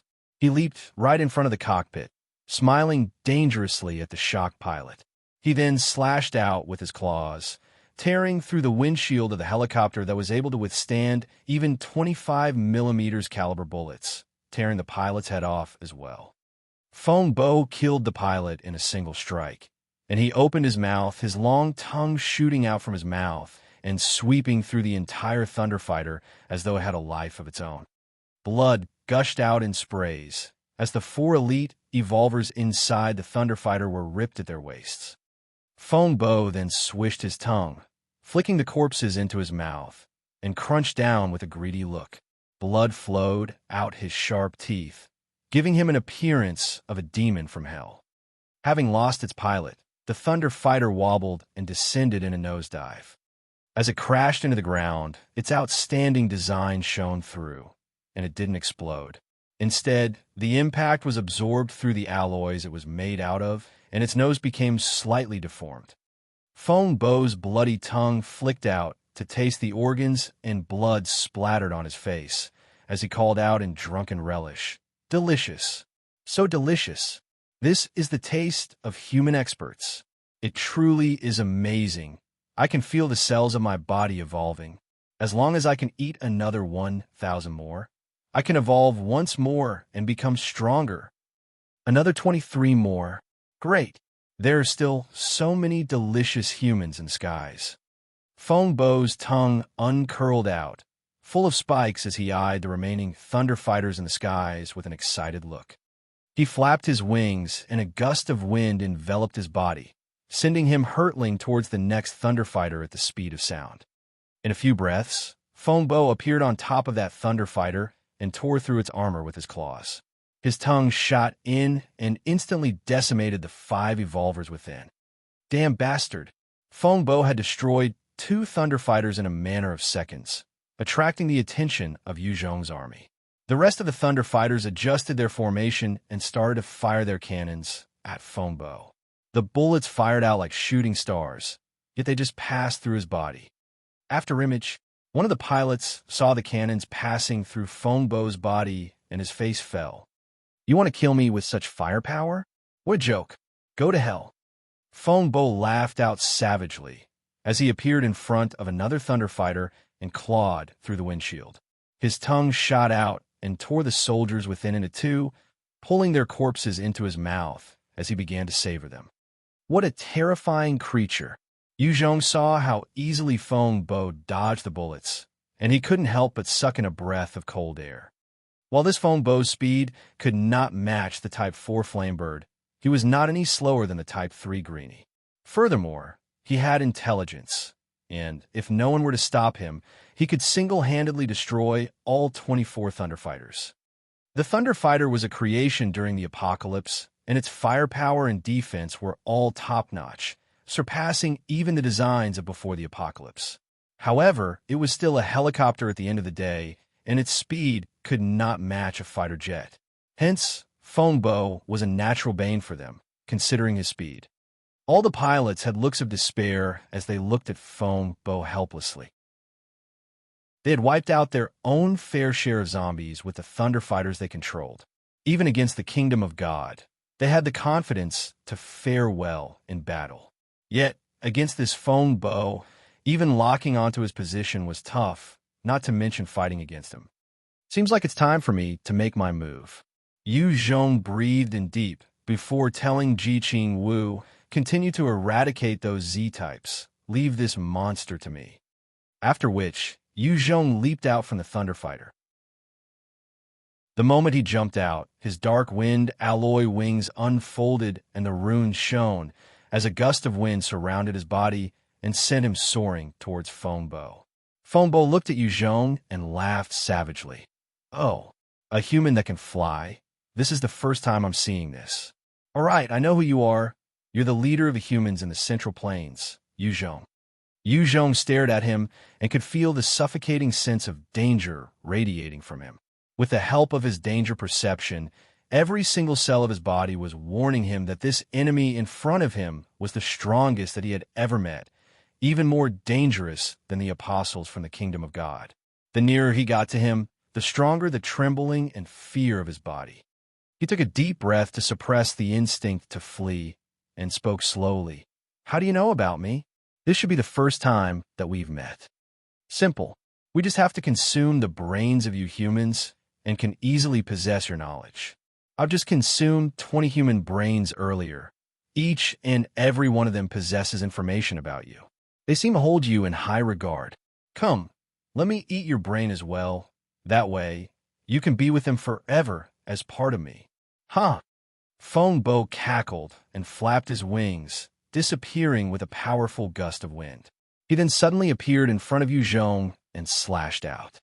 Fast! Zhong activated his shadow steps, and his agility increased to a level of 30 times, and barely managed to swing his flame blade to block the attack. Dang!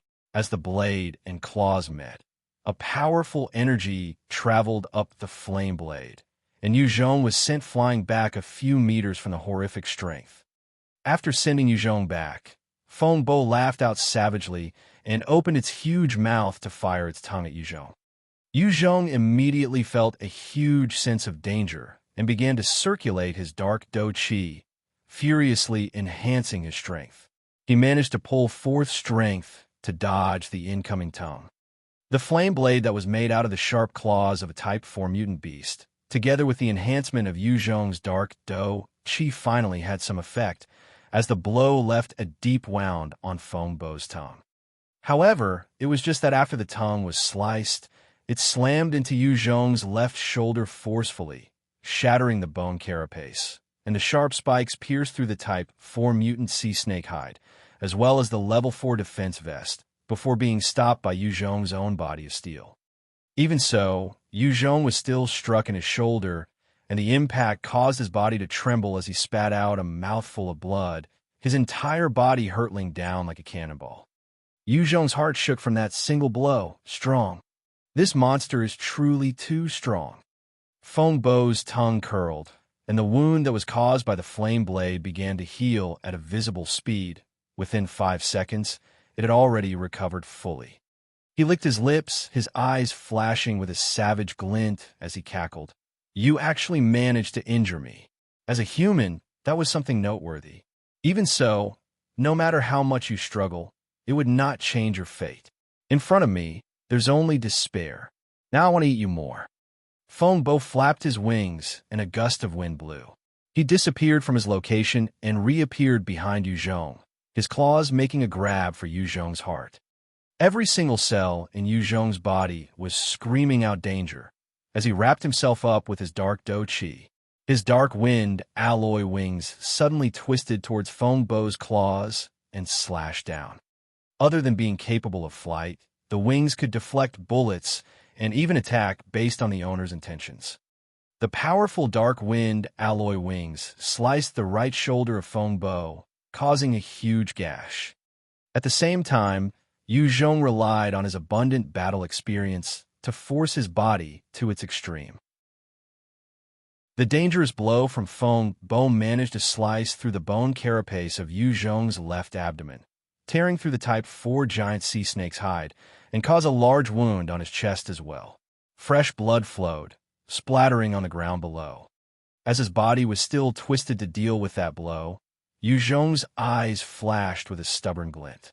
He activated his gravity manipulation, and a powerful gravitational force weighed down suddenly on Feng, causing his body to shudder. Chapter 696. Zhong gravely injured. Chapter 696. Zhong gravely injured. Zhong's flame blade slashed out at the speed of sound, clashing against Feng's body. The sharp blade tore through his flesh, resulting in a deep gash as blackened blood poured out. Feng's eyes flashed with a vicious glint, the tail on his back swinging violently towards Zhong. With a wave of his hands, a shield of light appeared in front of Zhong. Feng's powerful tail struck the shield, which shattered apart like an egg. The tail continued in its swing without losing momentum, slamming against Zhong's left shoulder. Dang! There was a loud sound and the bone carapace shattered. Zhong also shot through the skies like a cannonball. The impact had caused his inner organs to shudder, as a mouthful of blood rose in his chest yet again. He was gravely injured this time. Strong, his strength and agility is likely superior to Enhancement. What a terrifying creature. It truly is an evolved intelligent life form, and is likely to be stronger than an apostle. Yu Zhong channeled his blood and strength, firing out 10 sharp bone spikes while still in midair. Interesting. Interesting. The more interesting you are, the more I want to devour you. Your blood, your brains, will all be nutrients for me. Keek keek. The bone blades had fired out too suddenly. Feng Bo did not expect such a counterattack from him. However, he continued to cackle evilly, his claws grabbing towards the bone spikes. As he grabbed the various bone spikes, he would crush down with his claws, shattering the bone spikes. He managed to crush 8 of the bone blades, but 2 managed to pierce Feng Bo. Then, a terrifying scene occurred. The bone spikes that could pierce through even the thickest of armored vehicles were actually stopped by the flesh of Feng Bo. It seems that your bone blades are not sharp enough. They can't even penetrate my body. Kiki.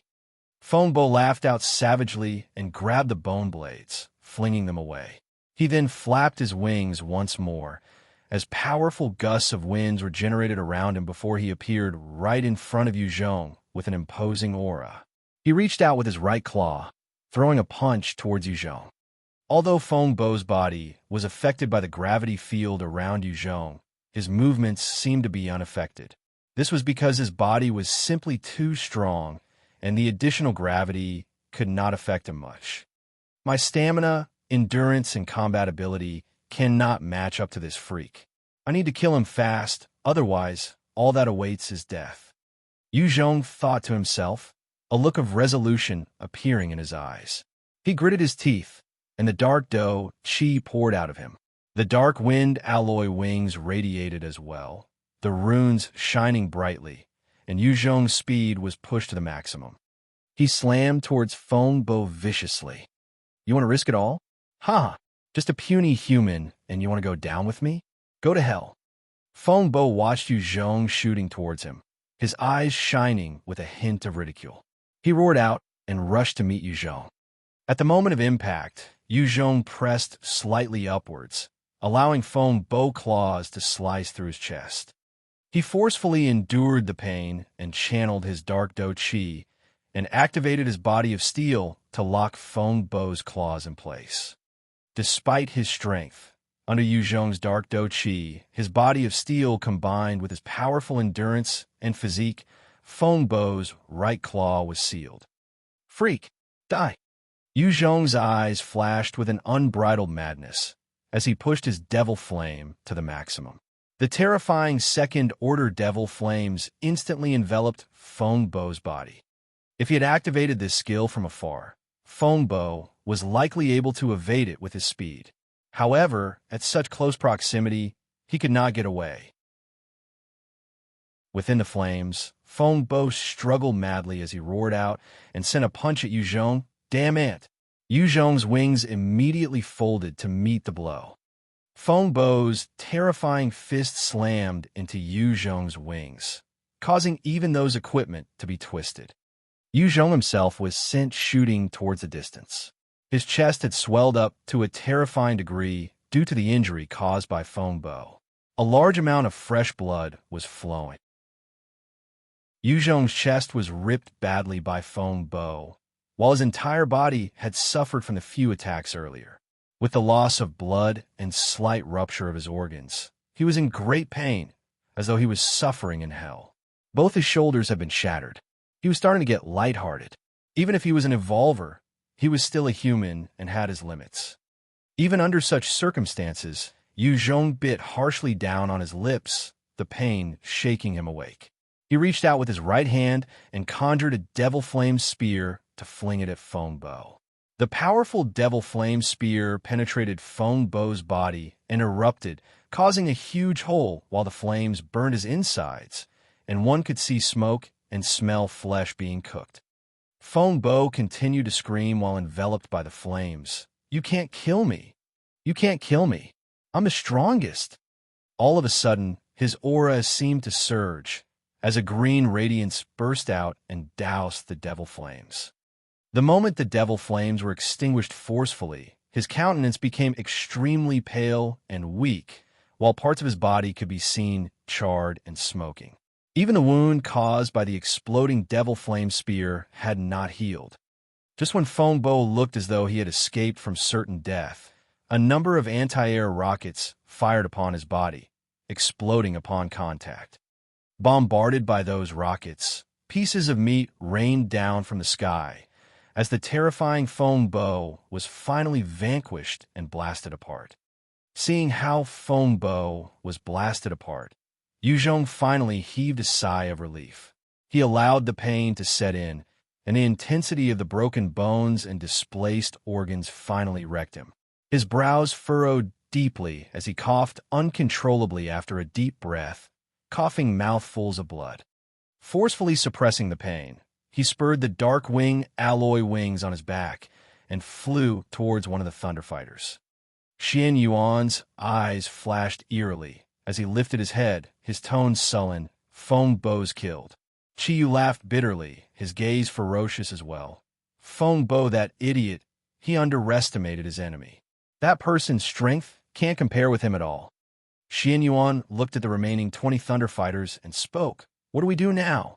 We don't have the ability to fly. While they don't possess any threat to us, we can't do anything to them as well. Chi Yu and Xian Yuan were both powerful creatures, surpassing even Feng Bo, but they could not engage in aerial fights. Chi Yu had a look of self-confidence. No need to worry. That person called Zhong is already injured to such an extent, he won't live for long. Once he dies, victory is ours. In the history of humankind, once the leader is dead, the rest would crumble. Even if they didn't, how can they be a match for our millions of troops? It was hard to deal with the millions of zombies, even if all the armies of the world prior to the apocalypse joined together, not to mention the scattered remains of humanity now. Xian Yuan nodded when he heard this, looking towards the skies and falling into contemplation. The moment Zhong landed in the Thunder Fighter, a large amount of blood from his wounds caused the interior of the helicopter to be splattered red. Zhong, what happened? Quick, apply some medicine. Ji Qingwu caught sight of Zhong's heavily injured body, her face turning pale as her eyes teared up. She became slightly frantic as she pulled out her bag of life-saving grass and applied them to Zhong's wounds. A gust of wind blew past as Yin Shuang appeared beside Zhong. Her face was full of worry as she asked, Father, how did you become like this? Lu Yumei could not help but cover her mouth in shock as she saw the various injuries on Zhong, her face turning pale. Bai Xiaosheng looked at Zhong, and his expression turned grave as well. Boss Yu, hang in there. We're turning back now. We'll find someone to patch you up. Bai Xiaosheng had followed Zhong for so long and fought alongside him in so many battles, vanquishing countless enemies. Other than his lustful nature, he lacked ambition. Zhong had treated him well, and thus, he was equally loyal to Zhong. No, we can't turn back. Cough. Cough. Zhong gasped out before struck with a bout of coughing, fresh blood coming out his mouth. He continued amidst his coughing fits. Continue to eradicate the Z-types. This battle, we must definitely win. Furthermore, don't let anyone know about my condition. Otherwise, martial law will be passed. Cough. Cough. This battle was a crucial one, which concerned the new rulers of the Central Plains. Should they lose, the rest of the Central Plains and China would follow suit. Chapter 697, Persistence. Chapter 697, Persistence. Not only would humans be pushed further and further back, but as long as the evolved intelligent zombie life forms were to control the S3S, S4S, and hunters to launch an all-out assault, they could easily overrun the human troops. At the same time, with the loss of industrial cities and production lines, the expenditure of resources and ammunitions could not be compensated, making the task for the human soldiers even tougher. Once the zombie army was to overrun all the cities that Zhong had painstakingly recovered, then the humans would have to fall back like rats and hide where they could. Even if they could evade death, there would be no more future nor hope. Ji Qingwu grabbed Zhong's hands gingerly as though he was the most precious object on earth and pleaded with her melodious voice, Zhong, you're already like this. Can we just go back to patch you up? Treat it as I'm begging you. Please head back. I will stay here to wipe out all the Z-types. I will assure you with my life to hunt them all down. Please go back and get some treatment." This was the first time Ji Qingwu was this agitated, her cool composure entirely absent. Ji Qingwu's Ji clan was considered the servants to Chun Yao's Chun clan. Even to Chun Yao, who was considered half her master, Ji Qingwu had never pleaded this profusely before. At this moment, Yu Zhong's position had finally overtaken Chun Yao as the most important person in her life. She reaffirmed her own feelings towards him. Yu Zhong's countenance was pale and his chest was bleeding, yet his eyes were as bright as ever as he turned to fix his gaze on Liu Yumei. "No. I've made up my mind. There's no need to try and persuade me otherwise." Liu Yumei continued. "The fate of the millions of survivors in Central Plains rests on you. Without her, Yu Zhong might not have brazenly tried to attack the capital. He had not expected the appearance of evolved life forms capable of commanding the 20 million-strong zombie horde, as well as ones whose fighting capabilities were so terrifying." Liu Yumei looked at this man, who was so gravely injured and yet so insistent on fighting the zombies without a shred of hesitation, and finally understood why so many soldiers were willing to give their lives for him, without a word of complaint, even in death. If it had been a normal official, he would have long since hidden in the safety of his own base, who would be willing to fight on the front lines with the soldiers. Of course, Yu Zhong's style had a huge shortcoming, which was that, should he die, the rest of the troops would immediately collapse. Liu Yumei was also a strong woman, and she walked up to the pilot Zhao Tiangang and said, "I got it. In that direction, there's a commander type."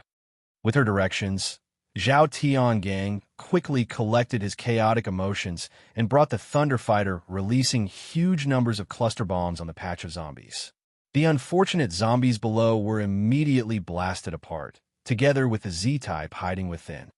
Yu Zhong sat on a sofa, opening up a can of Type 4 mutant beast meat, and consumed it. His chest had been ripped apart by Feng Bo. Had it been any other normal person, they would have died. However, for Yu Zhong, with this dark do qi, the vitality of his cells were enhanced, and together with a level 4 regeneration skill, his wounds had already stopped bleeding. The large quantity of Type 4 mutant beast meat also helped, transforming into nourishment, pushing the recovery of Yu Zhong's body. Every time he gobbled down a can of meat, his body would be racked by a bout of pain, which could drive someone insane.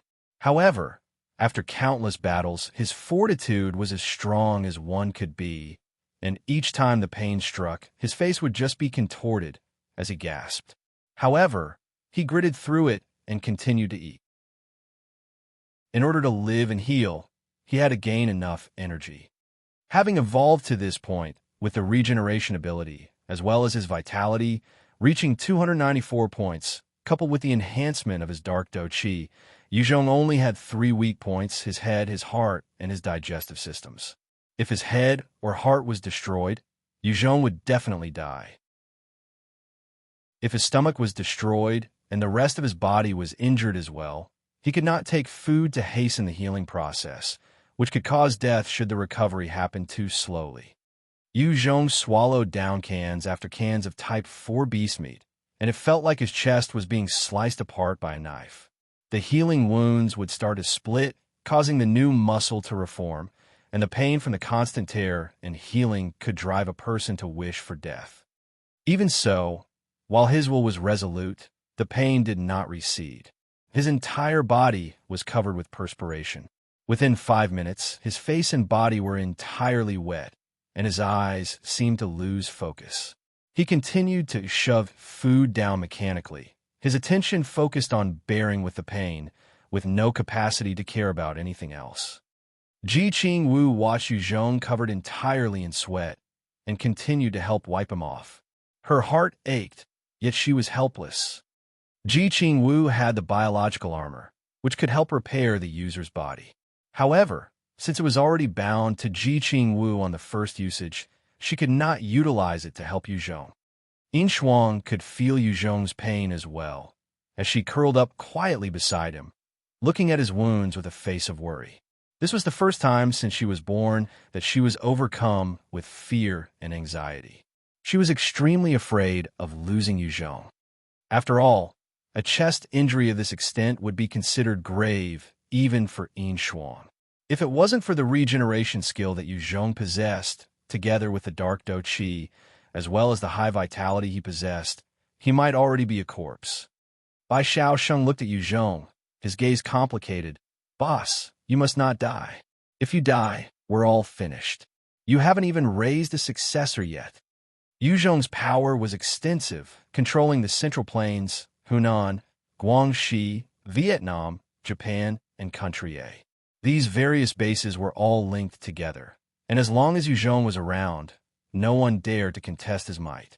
However, should he die, the upper echelons of all 6 places would not submit to anyone else, and all that he built up would crumble.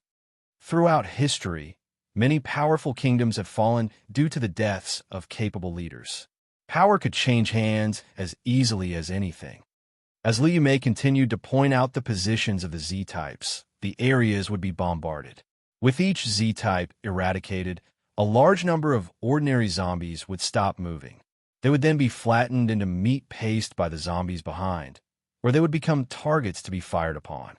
The huge horde of zombies was simply endless. Even as many of them were being eradicated by Zhong's troops, there didn't seem to be an end to them. In fact, the most fearsome thing about the sea of zombies was that it seemed impossible to wipe them out. Regardless of how many they fought or killed, there was no end to it, and the soldiers couldn't help but feel tired and a sense of despair. Those with weaker minds would lose their fighting spirit easily.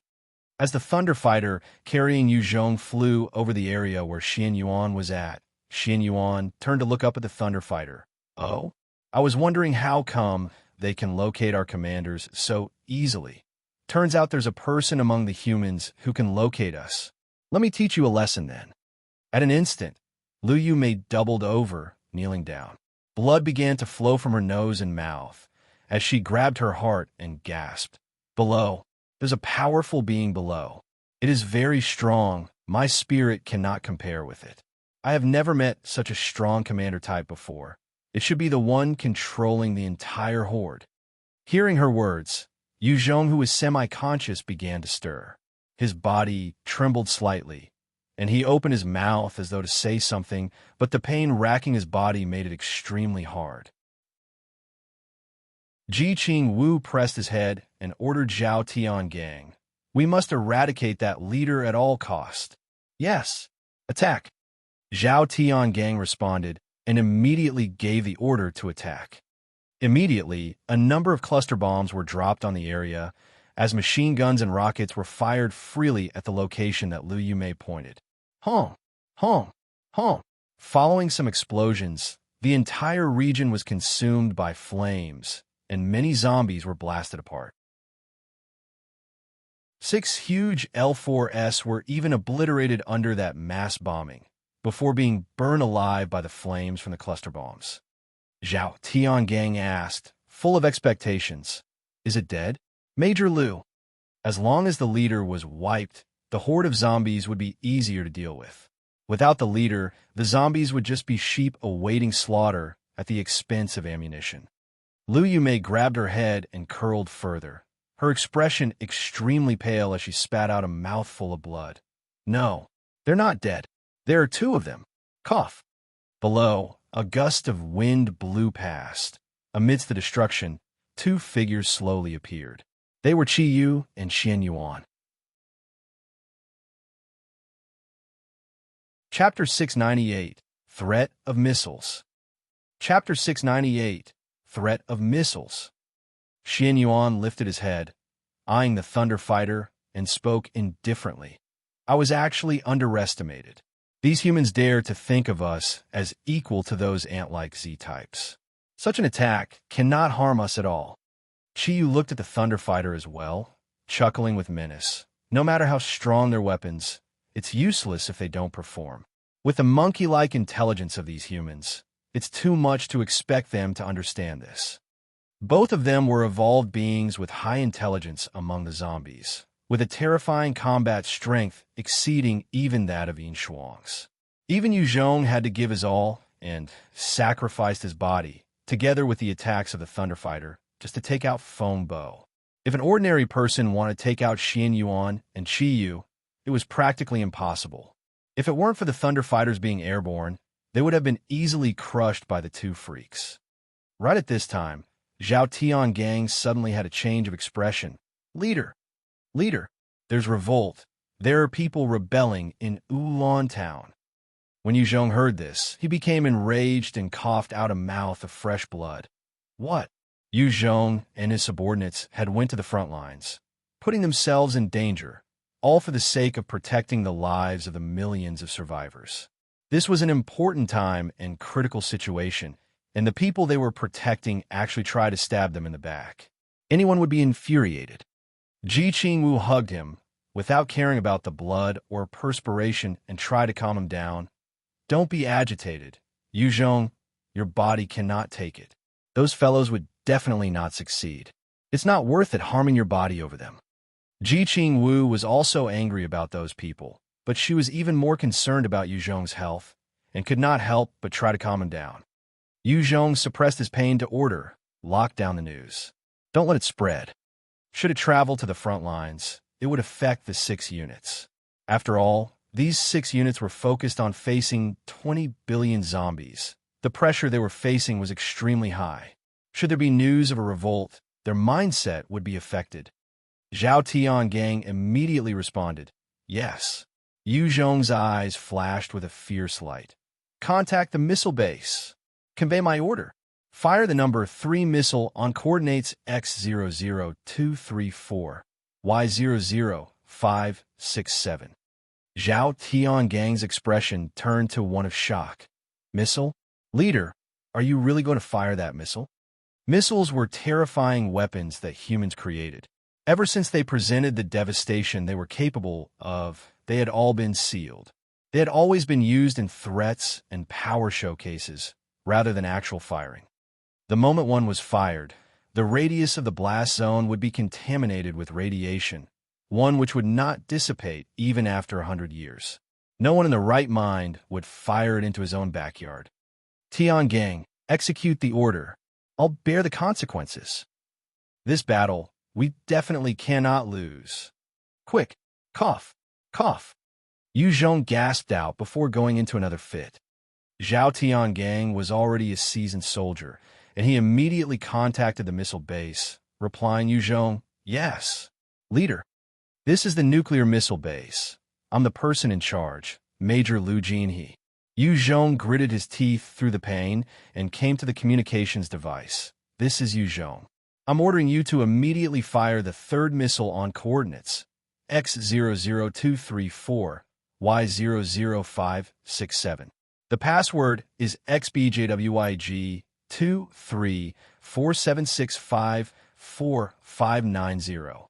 Leader, please wait a moment. After a while, Lu Jinhe keyed in the password and confirmed it was Yu Zhong before trying to affirm Yu Zhong's decision. Firing missile number 3. Target coordinates X00234, Y00567. Please confirm again if you want to go through with the decision. Leader. Yu Zhong's face was pale as he hacked a few more times. Immediately. Fire it at the fastest you can. This concerns the life and death of all survivors of the Central Plains. Cough, cough. Lu Jinhe's heart turned cold. Yes. Let's leave.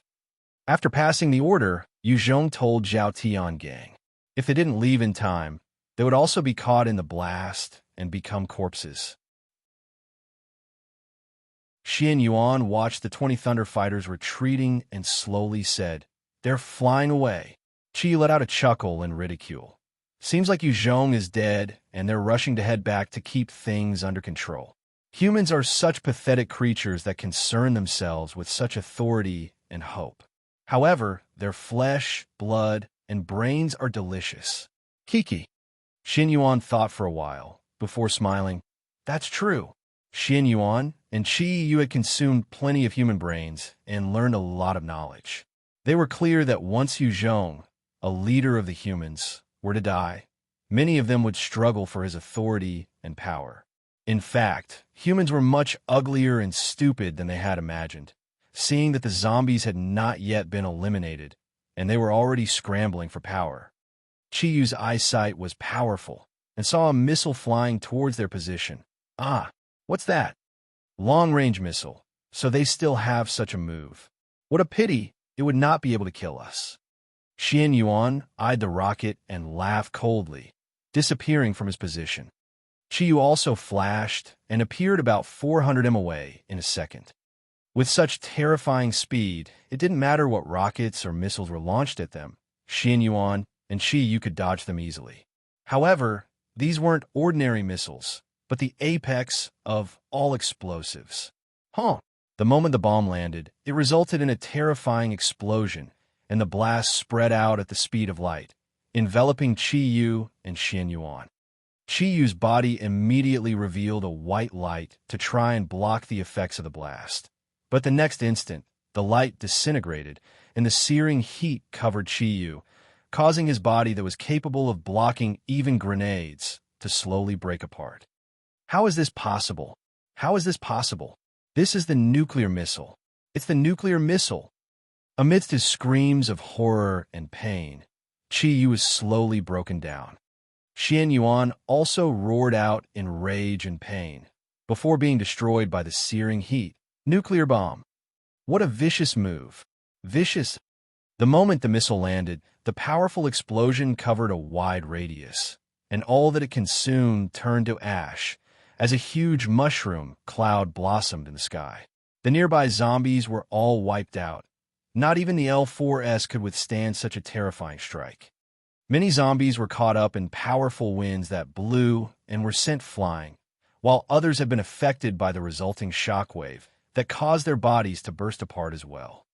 At that time of the impact, the resulting tremor had caused even the canyon to tremble, causing many soldiers to panic. Zhong eyed the devastation from afar, his eyes flashing with a complicated gaze. Are they finished? Within 100 years from today, the area of impact would become a no-man's land for years to come. After the explosion, the number of zombies, which was about 8 million, with over 1 million dying to the various artillery and nuclear bomb, instantly came to a stop. Their attacks ceased, of which 2 million of them began to escape towards the capital. The remaining zombies began to disperse towards different directions. Since Xian Yuan and Chiyu had died, their control over the Z-types had completely disappeared. This led to the few Z-types controlling their own groups to protect them as they fled, fearing the nuclear bomb. Another 4 million were still standing there blankly on the battlefield, not advancing nor retreating. This was the result of having lost command. The Z-type over this 4 million had long been annihilated since Liu Yumei pointed its position out, and thus the zombies were waiting for another Z-type to command them. Zhong watched the chaos unfold among the zombies and heaved a sigh of relief. We finally won. Disrupting the main force of over 10 million zombies was a huge motivation to the rest of the 5 main battlefields, and with this, Zhong could also deploy his troops to support the other battlefields. Since the 3 powerful intelligent life forms, Xian Yuan, Chiyu, and Feng had died, the control they had over the other 5 battlefields was gone as well. However, there were still Z3S at the other locations. They had not yet experienced the terror of the nuclear bomb. Hence, after Xian Yuan and Chiyu were killed, the battle still went on at the other 5 locations. The information continued to stream to Zhong, revealing the brutal nature of war and the rising casualty count of his troops. Bai Shaoxing came up to Zhong and asked, "Boss, what do we do now? Do we go back to quell the rebellion or assist the other battlefields?" Zhong responded solemnly, "Go support the other battlefields. I have left the task of quelling the chaos to Lianda Zhong and Yatong. Those people are just some clowns. Our first task is to help our brothers and comrades. Tian Gang, fly to the 2nd Brigade. We shall help the 2nd Brigade with their side first." Zhong then turned to Liu Yumei, whose face was still pale, and asked, "Yumei, how do you feel? Can you hold on?" She leaned against the sofa and sipped some divine spring tea and laughed coquettishly at Zhong. Compared to you, my injuries aren't much. As long as there are no more monsters like earlier, I'll be fine. Chapter 699, Rebellion. Chapter 699, Rebellion. Down with the dictator Zhong. Long live democracy. Long live freedom. Down with Zhong. Ulan City, which had been a vital location of support, was currently plunged into chaos. A number of rebel soldiers were taking arms against the government district. One particular woman, with beautiful features and short hair, hollered at the top of her voice. Zhong is a dictator that does not care about the welfare of the people. He just brings his troops to war all over the place and execute those that disagree with him. We need to bring him down and re-establish democracy. A free country. Down with his dictatorship. Down with Zhong. Down with dictatorship. A number of hot-blooded students were chanting together with a young woman. As students, they were at the age where they were most passionate and were incited to join her in rebellion. Other than them, there were a few others who had grown disillusioned in their own posts and began causing trouble in the name of flushing out Zhong. Zhong had not much understanding about governance and had gone about it as per his perception of government before the apocalypse.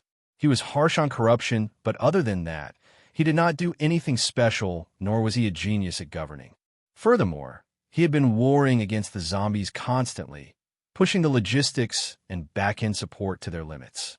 Therefore, many survivors had to work extra hard to produce ammunition, clothes, and all sorts of other supplies. This led to discontent. After all, before the apocalypse, many had been living carefree lives, driving fast cars, and enjoying life's pleasures.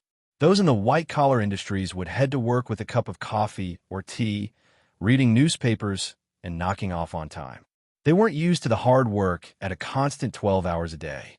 Many of these people soon gathered by the woman, who was called Lin Ran, and took the opportunity to protest and rebel during the critical time as Zhong was dealing with the 20 million zombies. Normally, Zhong had an iron grip over his military, and if these people dared to rebel, they would be seeking death. It was only during such a period of unrest that they dared to try. Furthermore, once they did so, it was tantamount to cutting off any path of retreat for Zhong's army, and could potentially cause disastrous results for the 30,000 elites. After all, while the 30,000 elites might be invincible existences to the rebels, to the 20 million zombies, a simple mishap could cause them to be wiped out. Among the rebels, Situjin looked at the soldiers attacking the government building, his eyes flashing with a complicated gaze as he muttered, "Is what we're doing right?" Another soldier whose bearing was extremely neat chuckled slightly and told Situjin, "Commander Situ, Zhong is a butcher, someone who had wrestle control of the country. He's an offender. By bringing your troops to remove him, you're a hero of the country."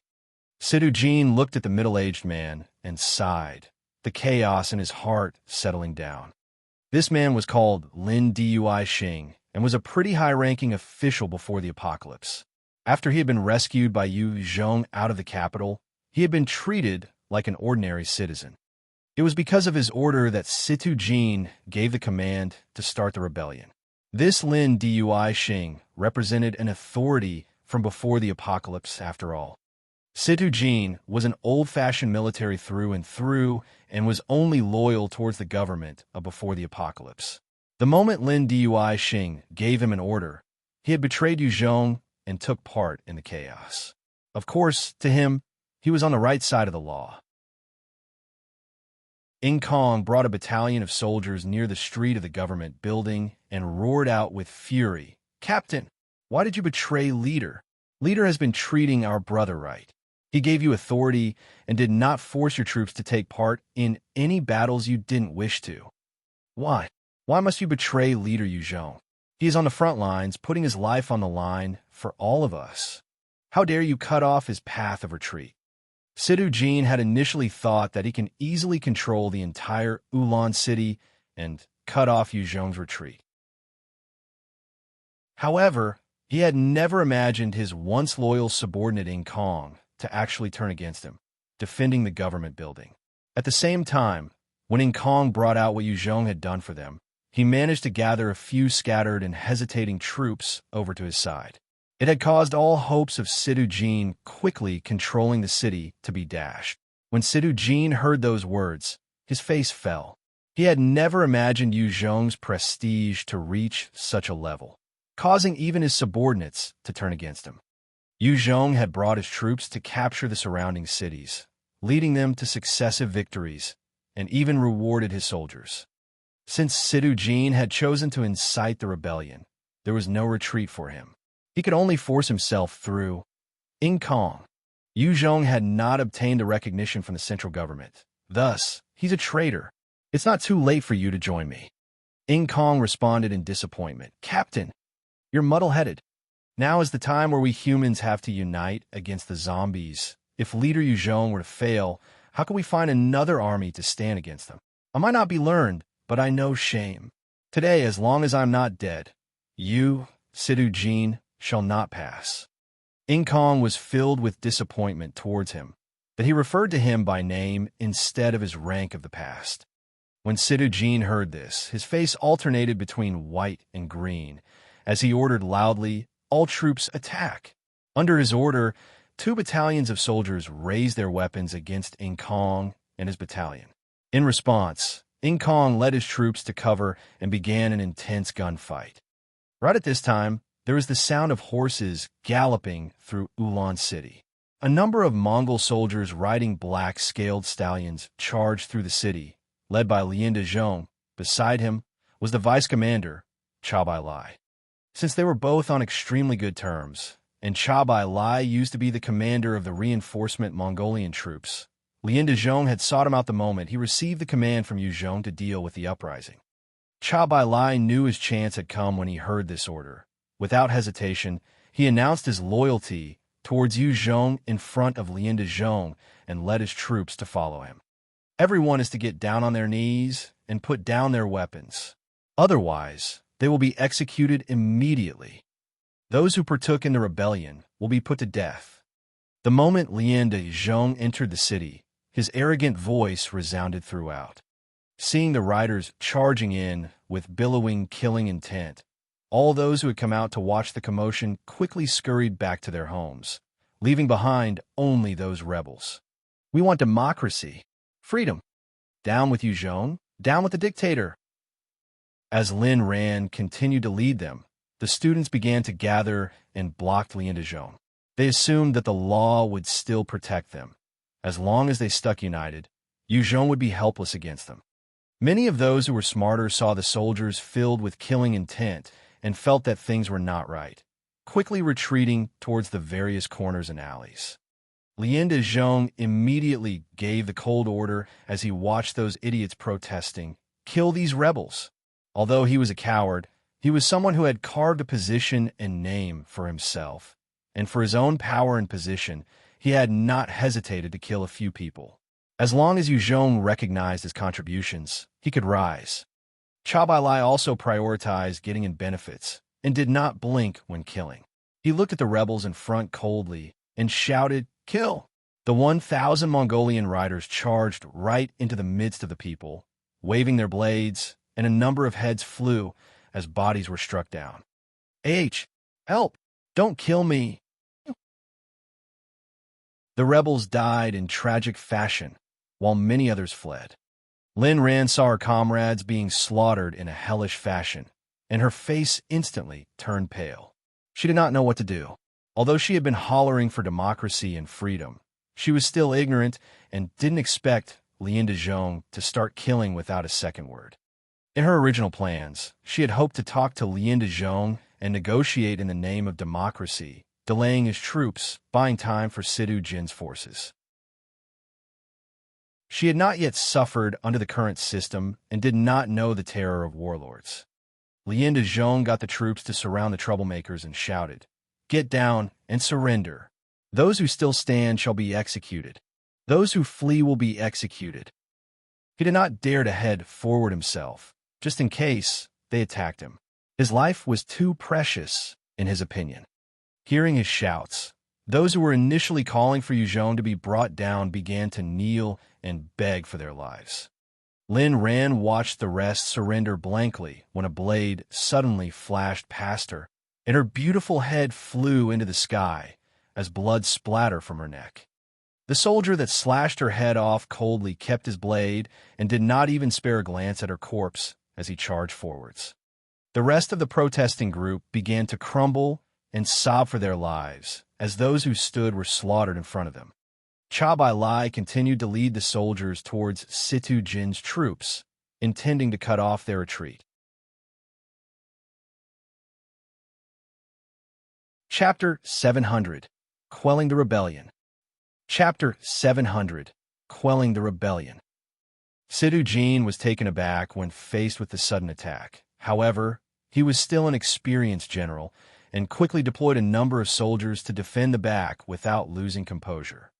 The sounds of gunshots rang throughout Ulan City, with all three sides fighting for their own objectives with frenzy. Within the government building, Zhu Yitong was decked in military wear, her countenance frosty. She called out solemnly, "It's time for us to head out. All units attack." After which, she led the 40 elite evolvers out herself into the battlefield. Zhong had gotten Zhu Yitong to take the reins of Ulan City, and for her safety, he had left 40 evolvers to assist her. Kong saw them come out and quickly went to ask, "Mayor Zhua, how can you come out? What if something happens to you? How can I explain to leader? Please head back in. I'll handle the situation out here. As long as I, Kong, am alive, Situ Jin's troops would definitely not reach you." Zhu Yitong pointed to the government building and said, "I'm here to quickly vanquish Situ Jin. Watch." Kong turned to look, only to see the Type 3 lightning walking out of the building with billowing, killing intent. In a flash, it turned into a blur of light, and the next thing they knew, lightning had appeared among Situ Jin's troops. Lightning speed was extremely fast. Before Situ Jin's troops had the chance to react, it had already reached the front troops and tore off the heads of the soldiers one by one in a gruesome manner. In a short span of time, the platoon right in front had been wiped out by lightning. The sight of their comrades' heads flying caused the rest of the soldiers to feel horrified, and their morale plunged. The troops of Situ Jin had been trained only to fill up the ranks of Zhong's main forces. While the soldiers might have undergone some training, they lacked evolvers and the number of enhancers was low as well. Not a single one of them was above level 30. If they were up against a proper military unit from before the apocalypse, they might have an advantage, but against the powerful lightning whose speed was extremely fast, they were just sheep preparing to be slaughtered. They couldn't even catch sight of its movements. How could they defend? Other than that, the 40 elite evolvers by Zhu Yitong's side had all undergone job changes as well, and when they launched their assault on Situ Jin's forces, they were precise, quick, and ruthless. Every attack claimed the lives of the rebelling soldiers. Situ Jin's forces were picked out from the ordinary survivors, who were then placed through training. Their combat abilities could not match up against the soldiers that were baptized by true battle. Facing those soldiers, as well as the powerful lightning, they could only hold off the attacks for barely a while before they were eliminated easily. No retreat. Anyone who does so will be executed. No retreat. As the two front battalions collapsed, many of the other soldiers started to abandon their posts and threw their weapons as they fled. The commanders tried to execute a few of them to make an example, but they were helpless against the flood of retreating soldiers. One by one, heads would fly because of lightning swiping, causing the rest of the soldiers to feel even more despair. This supplementary division that had a short history soon fell apart. Even Situ Jin had no way of controlling the troops anymore. "Kill Situ Jin, this bastard. It's over. It's over. Kill Situ Jin and present his head. We might be able to claim amnesty." That's right. It's all because of Situ Jin and those bastards who trick us, sending us to our deaths. Kill those bastards and we can live on. Surrounded on all three sides, those soldiers who felt that things were going south began to feel angry. Their eyes turned bloodshot as they quickly ganged up against Situ Jin, pointing their weapons on Situ Jin and his trusted aides. Faced with the backlash, Sidu Jin could only protect Lin Dui Xing as they tried to flee. The traitorous General Lin Chun has been killed. Following the sound of cheers, Situ Jin turned to look and noticed his comrade who had gone through countless life and death situations with him, being sliced apart by countless blades. One soldier went forward to decapitate him, grabbing the head and hollering out in excitement. "I'm sorry, Xiao Chun. It's all my fault." Sidu Jin felt his heart clench, and he was filled with hatred. "The traitorous Lu Yu has been killed. I've chopped his head off." Following another excited shout, Sidu Jin saw another comrade hacked by 6 or 7 different blades, his head chopped off by a soldier. The moment his head rolled, a few soldiers rushed up in a frenzy to grab it. It was their protection charm. Yu Zhong had never mistreated his soldiers, but his vicious and decisiveness was known to all. Since he had swallowed up many factions, from time to time, random fellows who did not know their own place would try to challenge his position. These rebels would be captured and fed to the zombies while still alive before their corpses were turned to nourishment for the mother tree. When these rebelling soldiers thought to the potential fate they were going to be subjected to, their hearts were filled with a chill, and they scrambled to grab onto any chance of survival they got. "Xiao Yu, I've let you down." Sidu Jin began to sob out loud. Liu had been a good friend as well. At that time, Liu had saved him from the mountain of corpses and even blocked a bullet for him. When he thought of the tragic end to such a young and fine soldier, his head decapitated, a death without a full corpse, Sidu Jin was filled with sadness. Following the cheers of celebration, a number of Sidu Jin's trusted aides and comrades were hunted down and executed, their heads chopped off and displayed for all to see. Making use of this chance, Situ Jin shielded Lin Dui Xing as they broke out of the perimeter together with a few other guards. Lin Dui Xing consoled him, "Commander Situ, don't worry. Good always triumphs evil. Yu Zhong's rule is not stable, and this episode has already revealed his weakness. As long as we work hard and gather the other forces in the name of righteousness, we will definitely be able to topple Yu Zhong's rule." Situ Jin chuckled bitterly, his words thick with unspoken words. Right at this time, Lien de Zhong appeared right in front of them, flanked by a number of guards. His face radiated with excitement. "Ha! I caught the big fish. Capture them." The 100-odd Mongolian soldiers saw Sidu Jin and Lin Dui Xing, their eyes turning red as they shot towards them. The dozens of guards beside Sidu Jin and Lin Dui Xing were easily dispatched by the Mongolian soldiers, and the two of them were also captured easily. A cold blade was pressed against Lin Dui Xing's neck, and he hurriedly called out, "Brother, I want to report a person. I want to report Sidu Jin. It was he who had instigated the rebellion against leader Yu Zhong. That's right. I also know the list of those who had ideas or are conspiring against Yu Zhong. I want to report them." Lien de Zhong's eyes went wide. "Oh, who's there? As long as you tell me all of it, I can assure your safety." Lin Dui Xing's face turned pale as he revealed everything. There's the commander of the Kanjia mercenary group, Li Lai, the female student Lin Ran, the boss Missouri Yi Ming of the Feng restaurant. Sidu Jin closed his eyes in pain as he heard Lin Dui Xing's words. For his own life, Lin Dui Xing had actually spat out all the core members of the resistance and rebellion. He regretted listening to this piece of trash. For this trash, he had sacrificed so many brothers and friends. Since he had emerged as the loser, he could imagine the merciless ending in store for himself. As Lien de Zhong listened to the various names pouring out from Lin Dui Xing's mouth, he was pleased, saying, "Good, good, good." To be able to flush out so many traitors, Lien de Zhong knew that it was his chance to really shine. He could make use of these bad eggs to climb higher. Since Sidu Jin's troops were the main fighting force, the rest of the rebel army were a random bunch. Once Sidu Jin and his forces were eradicated, Lien de Zhong had clarified with Zhuye Tong, and he proceeded to bring Chabai Lai and his troops to go apprehend the rest of the people reported by Lin Dui Xing. In a short span of time, the streets of Ulan City were filled with the traitors and their family members. There were so many that the jails could not accommodate them, and Zhuitong had no choice but to stuff them in some of the bigger warehouses. Commander Zhong Ruhai of the 1st Platoon is requesting for backup. Lai Mingyi's eyes were bloodshot as he screamed out, "Fuck him! Tell him to hold on. All we can send, we have already sent out. There's still an hour. Even if he dies, he better hold on for one more hour. Otherwise, tell him to deliver his own head on a platter to me."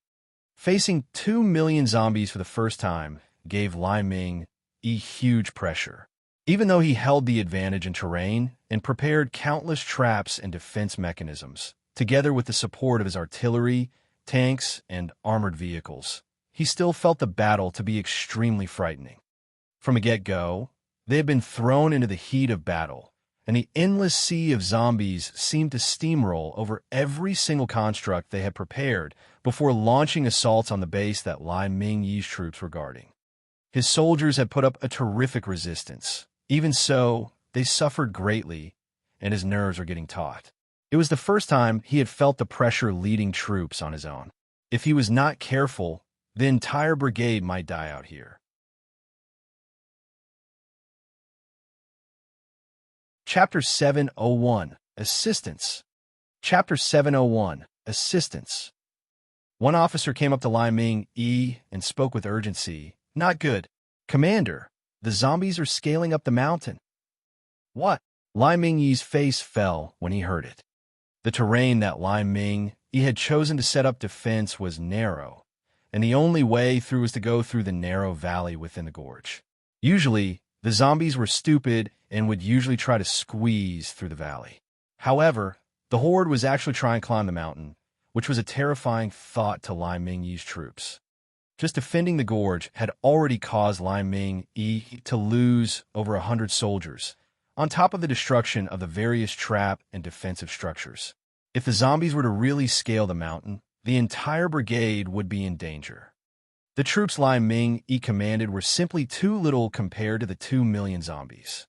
There was a 1:1,000 difference, and without the advantage of terrain, equipment, and intelligence, they would have long since been wiped out. At this time, another commander charged into the command center and exclaimed excitedly, "Brigade Commander! Brigade Commander! Leader is here. Leader has arrived with reinforcements. He had already crushed the main zombie force and is here to help us." "Awesome! Long live Leader! Fuck yeah! Leader!" The command center immediately erupted in cheers. At their most dire of situations, Zhong had personally led troops to come help them, pushing their morale through the roof. Lai Mingyi was excited, but he couldn't help asking, "What? Leader had already crushed the main zombie force? How is that possible? There are over 10 million zombies there." The rest of the people calmed down and looked towards the officer curiously. Just fighting 2 million zombies was already stretching them thin, with soldiers dying every second. They had found it extremely tough against this horde that had an intelligent commander behind them. Zhong had told Lai Ming-yi and the rest to hold on for 3 days, after which they had to evacuate. However, who knew that within a short period of time, they were already beginning to feel a tremendous pressure. Yet, Zhong had somehow managed to destroy the main force, and they all couldn't help but feel curious. The officer replied, "Leader had directly ordered a nuke on the commander of the Horde, instantly wiping out the main controllers. The Horde immediately came to a stop after that. Nuclear missile." When the officials heard this, they all sucked in a breath of cold air. They all knew the kind of damage and long-term effects of a nuclear weapon. Zhong was actually forced to this extent. It seemed that it wasn't as simple as they had thought. On the other hand, using a nuclear missile to defeat 10 million zombies was a decent trade-off. The 20 Thunder Fighters were dropping cluster bombs everywhere on Liu Yumei's instructions, annihilating the Z-types. After the Horde lost their 200-odd Z-types, the main Z3 in control quickly tried to flee, only to be blasted to pieces by the rockets fired by the 20 Thunder Fighters. The moment the Z3 was killed, the zombie horde instantly crumbled, with hundreds of thousands trying to flee under the instructions of those Z-types that were still alive, while the vast majority stood still and did not move any further. Powerful. Within the command center, everyone saw the huge mass of zombies coming to a halt, as though they were marionettes that had lost their strings, and their hearts were filled with shock. This is Zhong. Li Ming he my commands, sent a company to assist the 5th Brigade and another company to assist the 4th Brigade. The remaining troops will clear this place. Li Ming responded in a resounding voice. Yes, leader. Since Zhong had given his command, Li Ming just had to follow. Within the Thunderfighter, Zhong spoke to Zhao Tiangang to the 3rd Brigade. Zhao Tiangang couldn't help but blurt, "Leader, it's getting late. You should head back to recover. Our ammunition also requires some refilling." After 2 major battles, the 20 Thunderfighters had spent much of their ammunition and fuel. They had to replenish before they could continue. Furthermore, Zhao Tiangang knew Zhong's condition was serious, requiring rest and recovery. He had never seen someone whose chest had been impaled and lived. He knew that while Zhong was still not dead, he was definitely in pain, as evident from the amount of perspiration. Bai Xiaosheng frowned and replied, "That's true. Boss, the 3rd Brigade is full of the Mongolians and were our enemies not long ago. It's good for their strength to be worn down by the zombies. Whereas you're really too injured. You need rest." The 3rd Brigade was formed from the Mongolian troops, their commander Horde ran. Since the majority of them were Mongolians, even though Zhong placed a few Han commanders in, the rest was still fiercely loyal to Horde ran. Even though they were enemies once, Zhong could not help but admire Horde ran's charisma as a leader. They had a strong, independent streak and had the potential to revolt or rebel. Hence, Zhong had always been guarded against them. Many troops also did not view the 3rd Brigade as their comrades. Bai Xiaosheng himself viewed them with contempt, even lower than the Tiger Wolf army that was made up of ex-Gun battalion members. After all, they were a risk. Zhong frowned. "Regardless of who they are, as long as they haven't rebelled, they're my troops and your comrades. As to our comrades, it doesn't matter what problems we have. We need to prioritize the missions and celebrate success together. Support one another. Only like that will our troops remain united and truly become a single united army. This is a question of principle. Let the rest of the Thunderfighters head back to refuel and refill. Zhao Tiangang, take me to the 3rd Brigade's area. This is an order." Cough, cough. Although he was guarded against them, he could not deny the many contributions they had done for him. Horde ran had led the 3rd Brigade to recover many cities. In order not to give Zhong any excuse to take them down, Horde ran had led the 3rd Brigade on multiple expeditions with all their might, killing zombies. While their equipment might not be on par with the 1st Regiment or 2nd Brigade, the numbers of zombies they killed were no lesser. During this period of war, Zhong would definitely do something to shoot himself in the foot. After he spoke Finnish, he was struck by another coughing fit, throwing up blood, and the perspiration flowing down his face like rain. Zhao Tiangang did not dare disobey, and immediately maneuvered the Thunderfighter in the direction as he replied, "Yes, leader." The other 19 Thunderfighters immediately returned, while Zhao Tiangang brought Zhong towards the 3rd Brigade. Suyuan Gorge. By now, the entire Suyuan Gorge had turned to a scene right out of hell, as gunshots rang out everywhere, corpses strewn all over the ground. A number of rockets blasted the dense zombies, blasting hundreds of them into pieces. However, the endless sea continued to fill up the gaps. There were many traps and constructions that had been overrun by the zombies, and the zombies were not only continuing their advance through the valley, but up the 2 sides as well. Ordinary zombies would not climb up the hills. However, the Devourers and Hunters could scale those hills with ease as they lunged for the soldiers. Horde ran had led his troops against countless skirmishes against zombies before. Against the Devourers and Hunters, they were somewhat prepared.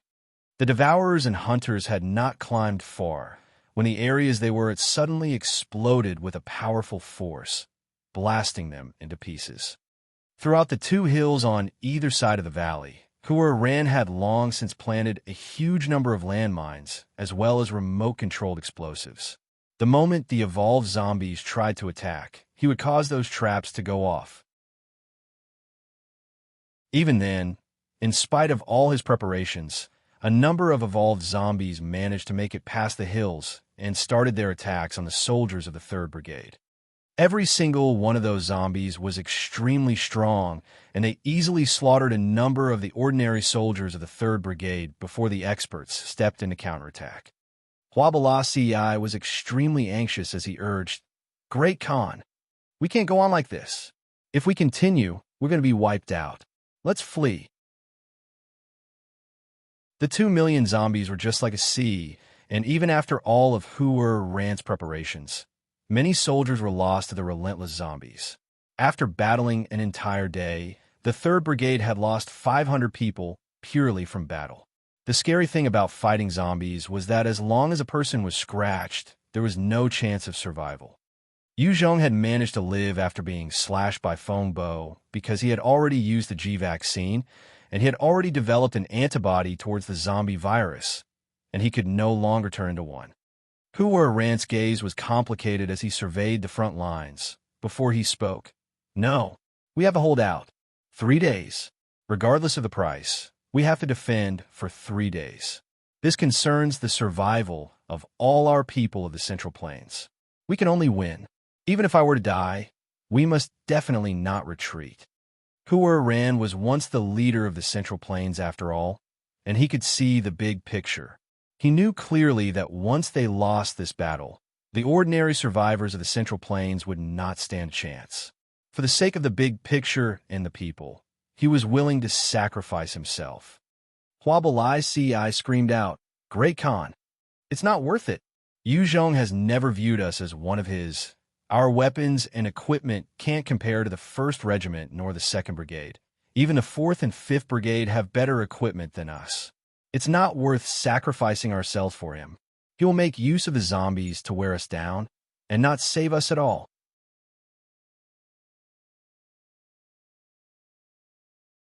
Chapter 702. The Might of the Sky Fortress. Chapter 702. The Might of the Sky Fortress. Hearing Huabulasi's words, the rest of the commanders of the 3rd Battalion began to waver. They knew that Zhong was indeed cautious about them. If it wasn't for the fact that the number of zombies they were about to face reached 2 million, he would not have equipped them so generously. They were also worried that Zhong might abandon them, allowing the zombies to wear them down before taking the opportunity to wipe them out. This was the tragedy of their troops. They had to worry about equipment, the differences in treatment, and even the possibility of abandonment. The worst was being treated as cannon fodder. Ran maintained his position, ordering coolly, "No retreat." Just as Huabalasi was about to try and persuade him again, an officer charged in excitedly, "Leader is here. He's here to help. Thank the heavens. The leader is here. He truly didn't abandon us. Long live." When they heard this, the command center immediately erupted in cheers. Once Zhong came himself, it meant that he would not give up on them. The commander continued, "There's news from leader's side earlier. They had already defeated the main driving force of the zombies, and had helped the 2nd Brigade defeat the 2nd area. For real. Unbelievable. How is that impossible? It can't be." Hearing those words, all the commanders broke out in a discussion, their faces filled with disbelief. They could all swear as to the terror of the zombies, having faced them up close on the front lines. The 2 million zombies were enough to fill them with despair, and they weren't even confident holding out for 3 days. Zhong had to deal with 10 times the number, and yet he had managed to defeat them. Ran's eyes were filled with suspicion as he asked, "Did leader say how he defeated them?" Although he could not believe that Zhong had defeated the zombies so easily, he knew Zhong would not treat it like a joke. The officer replied, "Nuclear missile." Leader had fired a missile at the commanding zombies, and immediately defeated them in one fell swoop. Nuclear bomb. When they heard this, all the officers felt their hearts turn cold. It was a terrifying man-made weapon. All along, They had been using military tactics and strategies, and never would have expected Zhong to actually fire a nuclear missile on China itself. Hua Balasii turned pale, not daring to say anything else. Zhong had actually used this. He was obviously pushed to a corner. Had he utilized it against them, the 3rd Brigade would not have survived. Hua Ran felt a chill. Nuclear bomb. What a ruthless decision. The effects of a nuclear weapon on its environment were extremely devastating. Hua Ran knew that if he was in Zhong's shoes, he could not have made such a decision easily. Once a nuclear weapon was used, the area of damage would be a wasteland for at least 100 years. Furthermore, it was uncertain the kind of mutations that would occur around. Leader is here. Quick, go welcome him. Not long after, Zhong arrived in front of the command center in the Thunderfighter. Salutations to Leader. The moment he alighted, the commanders of the 3rd Brigade immediately came forward to greet him. Hua Ran took one look at Zhong and exclaimed, Leader, you're injured? By now, even though Zhong had switched to a new set of uniform, every single step he took caused him to grimace, with perspiration flowing down his forehead while Xiao Sheng supported him. Hua Ran knew that Zhong was the strongest among them, and even against the apostles of the Koji, he still had means to deal with them. Yet now, he was obviously injured badly. Xiao Sheng coldly ordered, Leader was gravely injured when he fought the commanders of the main zombie horde. However, he insisted on coming here to support your troops. Hua Ran, Leader has already given the order for you guys to maintain your stance here for a day. Can your 3rd Brigade achieve it? Zhong is heavily injured. When Hua Ran heard this, his heart skipped a beat. He became agitated. After all, he was a warlord as well, and from time to time, he would still think of rebuilding the great Mongolian Empire. Up till now, he had carried out his duties for Zhong because he was forced to. Since Zhong was injured now, it was a great opportunity for him. If he could off him, Zhong's faction would be split apart, and he had the chance to rebuild Mongolia. When he thought of the possibility of rebuilding Mongolia, Hua Ran's mouth turned dry and his heartbeat quickened. Although he was the commander of the 3rd Brigade, due to the caution and wariness that everyone showed them, he didn't feel as though he could live freely, unlike when he was the king. Hua Ran's eyes flashed with a vicious glint as he looked towards Zhong, only to discover Zhong smiling, yet not smiling at him. His gaze landed on the people beside Zhong, and the ambition that was rising in his heart was immediately doused. Beside Zhong stood Ji Qingwu and Yin Shuang. Hua Ran had seen for himself how Yin Shuang could pummel an apostle. If she was to go crazy here, the entire 3rd Brigade might not be able to withstand a single blow from her. He had no confidence in facing her headlong as well. Hua Ran immediately abandoned whatever thoughts he had as he gathered his subordinates and saluted Zhong, replying respectfully, Yes, we promise to fulfill our mission. Zhong looked at him and thought to himself, he's still ambitious as ever and is smart enough. Had Hua Ran dared to act against Zhong, then Zhong would have the excuse to wipe out Hua Ran and his men, removing the 3rd Brigade in the name of martial law. However, Hua Ran had not taken the bait, and thus, Zhong did not have a reason to go crazy either. Of course, with Zhong's current strength, he could still force a cleanse on the 3rd Brigade. However, it might cause the rest of the people who had submitted to him to feel apprehensive, and the trust in him would be affected greatly. Once that happens, his faction would start to slowly erode. After all, who would be willing to follow a leader who went back on his words? His promises would not be worth anything then. The moment he went to the front lines, the morale of the 3rd Brigade instantly soared, and their combat prowess increased by 30%, eradicating a few waves of zombies with ease. Since he had come down personally, it meant that he would not abandon the 3rd Brigade. Therefore, the soldiers were much more willing to give it their all. Soon after, night fell. When it was evening, flares were shot into the skies, illuminating the entire Su Yuan Gorge. Under the command of the Z-types, the zombies continued their relentless assault on the Su Yuan Gorge. The combat effectiveness of humans would be affected in the night. Furthermore, they had already fought an entire day. Everyone was exhausted, and the casualty count was increasing. Horde could only deploy the supplementary group to assist the soldiers at the front lines, while they slowly gave up on point after point. Horde prepared many barrels of oil at each defense point. Each time the zombies overrun a place, he would set fire to the place, burning the zombies. It was just that there were simply too many of them, and the 3rd Brigade was truly lacking in weapons. Their heavy weapons could not compare with the other 4 brigades, and under the wave-like attack of the zombies, they could only abandon posts after posts. The 3rd Squad is wiped out. 1st Platoon has lost 5 men. 2nd Platoon requests aid. 3rd Platoon requests artillery fire. Following the flow of battle, the number of calls for help began to pour in, and Hord's face turned paler by the second. After hesitation, Horde walked up to Zhong and exclaimed bitterly, "Leader, I'm afraid our 3rd Brigade might let you down. The zombie horde is too strong, and we might not be able to last past tonight. Leader, please be prepared." The zombie horde was like a sea of waves, relentless and without rest. If it had been humans, after losing a certain number, the rest would quickly fall back.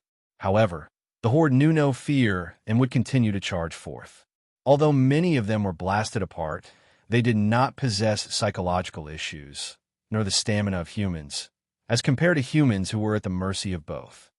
In a war between humans, both sides would need to defend while allowing for rest, hence a battle could drag for days. However, against the zombies, it was possible to determine the victor in a day. It was either the zombies being wiped out or humans being overwhelmed. After the apocalypse, even battles had changed and morphed. Zhong replied solemnly, "Hang on, our reinforcements are coming." Horde was shocked. Reinforcements? What in the world is that? UFO? No. Is it the seed of God? Right at that moment, a flurry of discussion began to break out among the soldiers. In the sky, the huge sky fortress floated across, swiftly approaching Su Yuan Gorge. When the soldiers saw the sky fortress, they were shocked. It was the first time coming across this thing. It seemed like something out of a sci-fi movie from before the apocalypse. Suddenly, a number of holes opened at the side of the fortress, as many machine guns, laser guns, and laser cannons appeared. At the next instant, the sky fortress began to rain hell upon the zombies in a shower of bullets and laser beams, blasting a wide area. Hong, Hong, Hong. As though going through a baptism, the entire horde was blasted mercilessly. Horde looked at the mighty sky fortress up in the sky, and his heart trembled. What a terrifying weapon of war. Is this the reinforcements he was referring to? That's too overpowered. Just that single sky fortress was enough to devastate the entire 3rd Brigade, and having witnessed the prowess of the sky fortress, Horde buried his ambitions deep in his heart.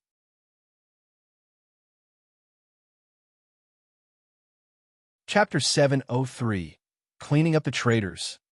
Chapter 703, Cleaning Up the Traitors. Too strong. What a terrifying sky fortress.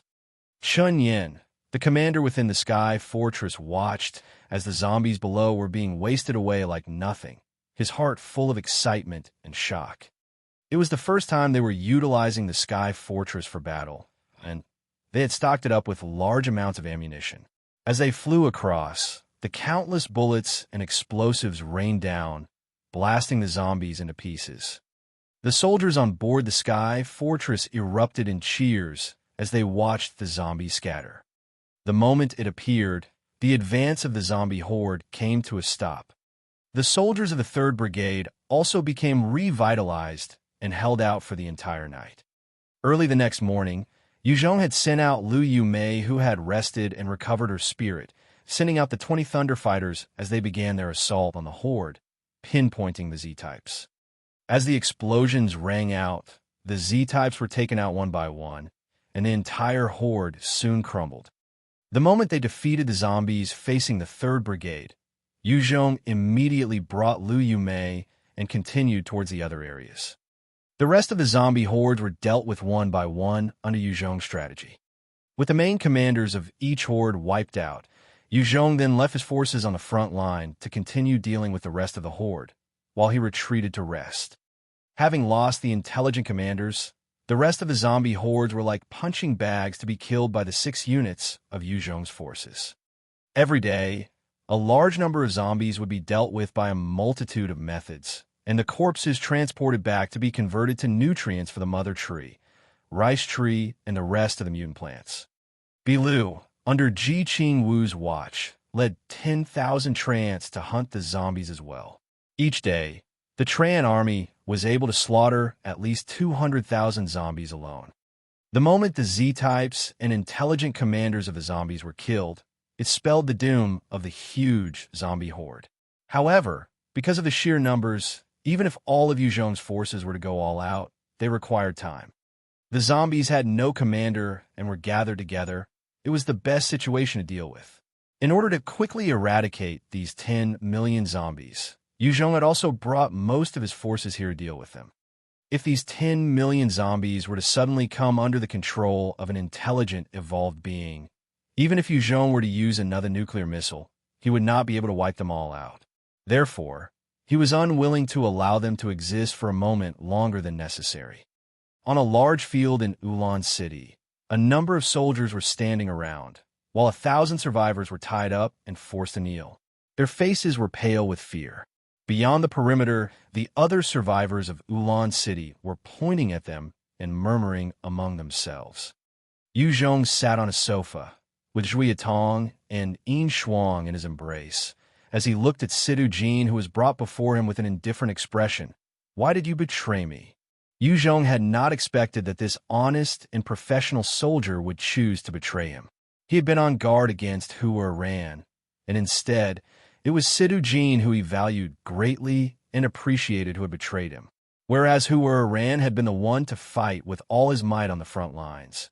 And even in the direst of circumstances, he had not turned against Zhong nor flee. When Zhong was dealing with the 6 separate zombie hordes, it had been his weakest moment, and thus he had left the Sky Fortress as a trump card just in case Hua Ran rebelled. The ironic thing was that, instead of Hua Ran, it had been Sidu Jin. Sidu Jin's gaze was complicated as he eyed Zhong, before softly replying, "You're unorthodox." A lot of people valued orthodoxy, especially military men. It was precisely because Zhong had been a normal person before the apocalypse that Sidu Jin chose to betray him. In every generation, there would be those who were loyal to the system and the old order. It boiled down to a difference in beliefs. Orthodox. Zhong's mouth twitched as he let out a cold, condescending laugh. "Lien de Zhong, convey my orders. Round up these rebels and throw them to the zombies. The women are sentenced to the women battalion, while the rest of the men are to be thrown into the scum battalion." Being fed to the zombies alive was one of the cruelest punishments. After they were eaten alive, they would be executed to prevent the turning, then used to nourish the mother tree. The moment the rebels heard Zhong's order, their faces turned pale and began to curse out loud. Besides Sidu Jin were many military officers. They were his buddies and comrades, and were the main culprits in this rebellion as well.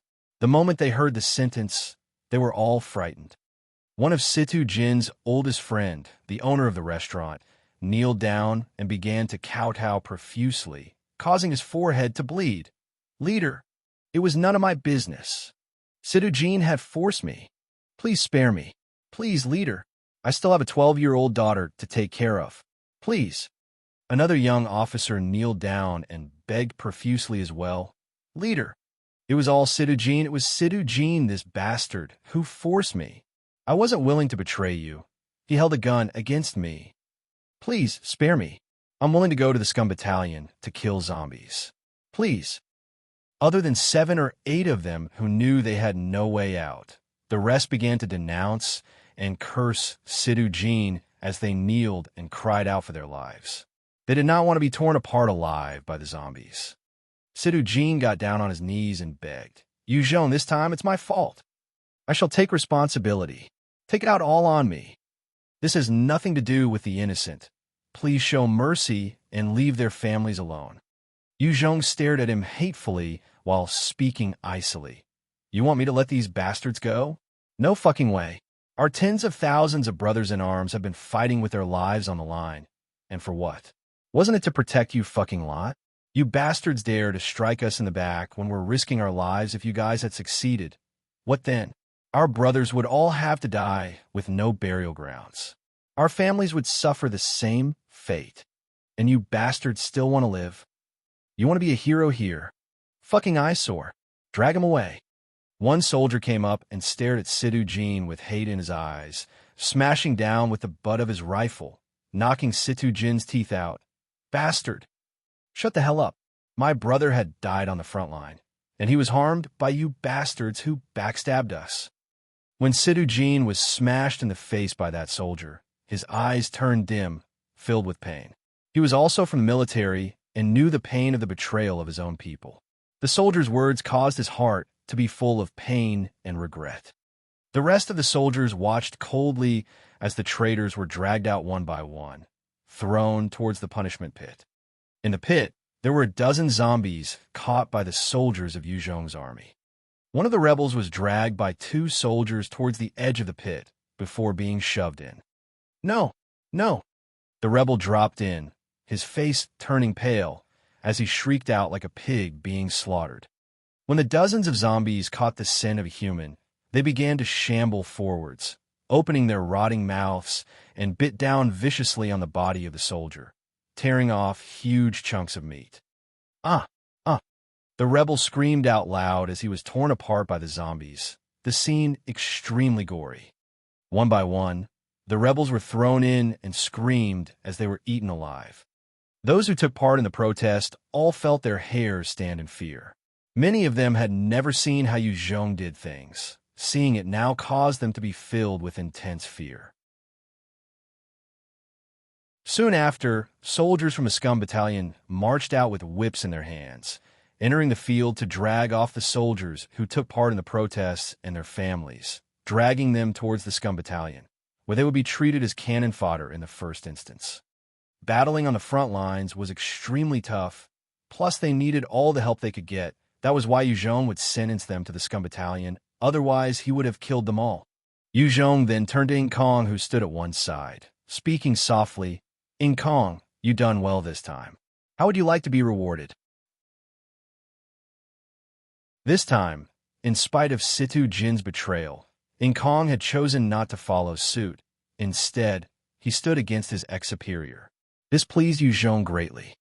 In Kong immediately got down on his knees, pleading, Leader, I only hope for you to have mercy on the family members of Commander Situ and the rest. I do not need any rewards. Yu Zhong's countenance turned frosty as he rejected it. No, as criminals, I cannot pardon them. Otherwise, there will be no end to such episodes. In Kong sighed in his heart and knew that this person was hard to budge. He pondered a while before speaking up. In that case, I hope to fight on the front lines, leader. Yu Zhong nodded. Okay, I promise you. From now on, you are the platoon commander of the 2nd Brigade, 1st Company, 2nd Platoon. Go. In Kong saluted. Thank you, leader, before leaving, slightly forlorn. Yu Zhong then turned to face Lien de Zhong and Cha Bai Lai, speaking indifferently. Lien de Zhong, Cha Bai Lai, this time, you two have done a great service. Lien de Zhong immediately began to shower words of praise while being smug. It's all because of your amazing leadership and wise decisions, leader. That was how we could have done this. Yu Zhong continued mildly. I intend to set up a 6th Infantry Brigade. The commander shall be you, Lien de Zhong, while Cha Bai Lai shall be the vice commander. You may select your troops from the supplementary troops. The both of them immediately began to thank him profusely. Thank you, leader. Thank you.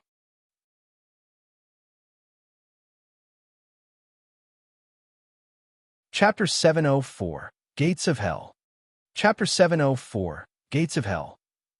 Although Lien de Zhong was a shrewd person, he did contribute in his own way. Furthermore, he was somewhat loyal to Yu Zhong. That was why Yu Zhong was comfortable with giving him such a rank and post. Together with Cha Bai Lai, whose ability to command was exceptional, both of them would have no problems leading a brigade of their own. Once he made his decision, he immediately pulled out 3,000 people from the supplementary troops and established the 6th Division, throwing them right into training and the killing of zombies. Meanwhile, in Europe, the base of the Kingdom of God, the Council of Elders were currently engaged in heated discussion. Nuclear missile. That Zhong actually dared use the missile. Didn't China promise not to use it first? How can they break their promise? Zhong and the old China has no relations. It's no surprise that he used it. 20 million zombies, and he managed to navigate through such a difficult situation. Truly fearsome. Sky Fortress. That huge metal chunk flying in the air must be the Sky Fortress. Seems like he has already gained the core diagram of that technology. Yes, that's the Sky Fortress. We must get the blueprint from him. How could he give it to us so easily?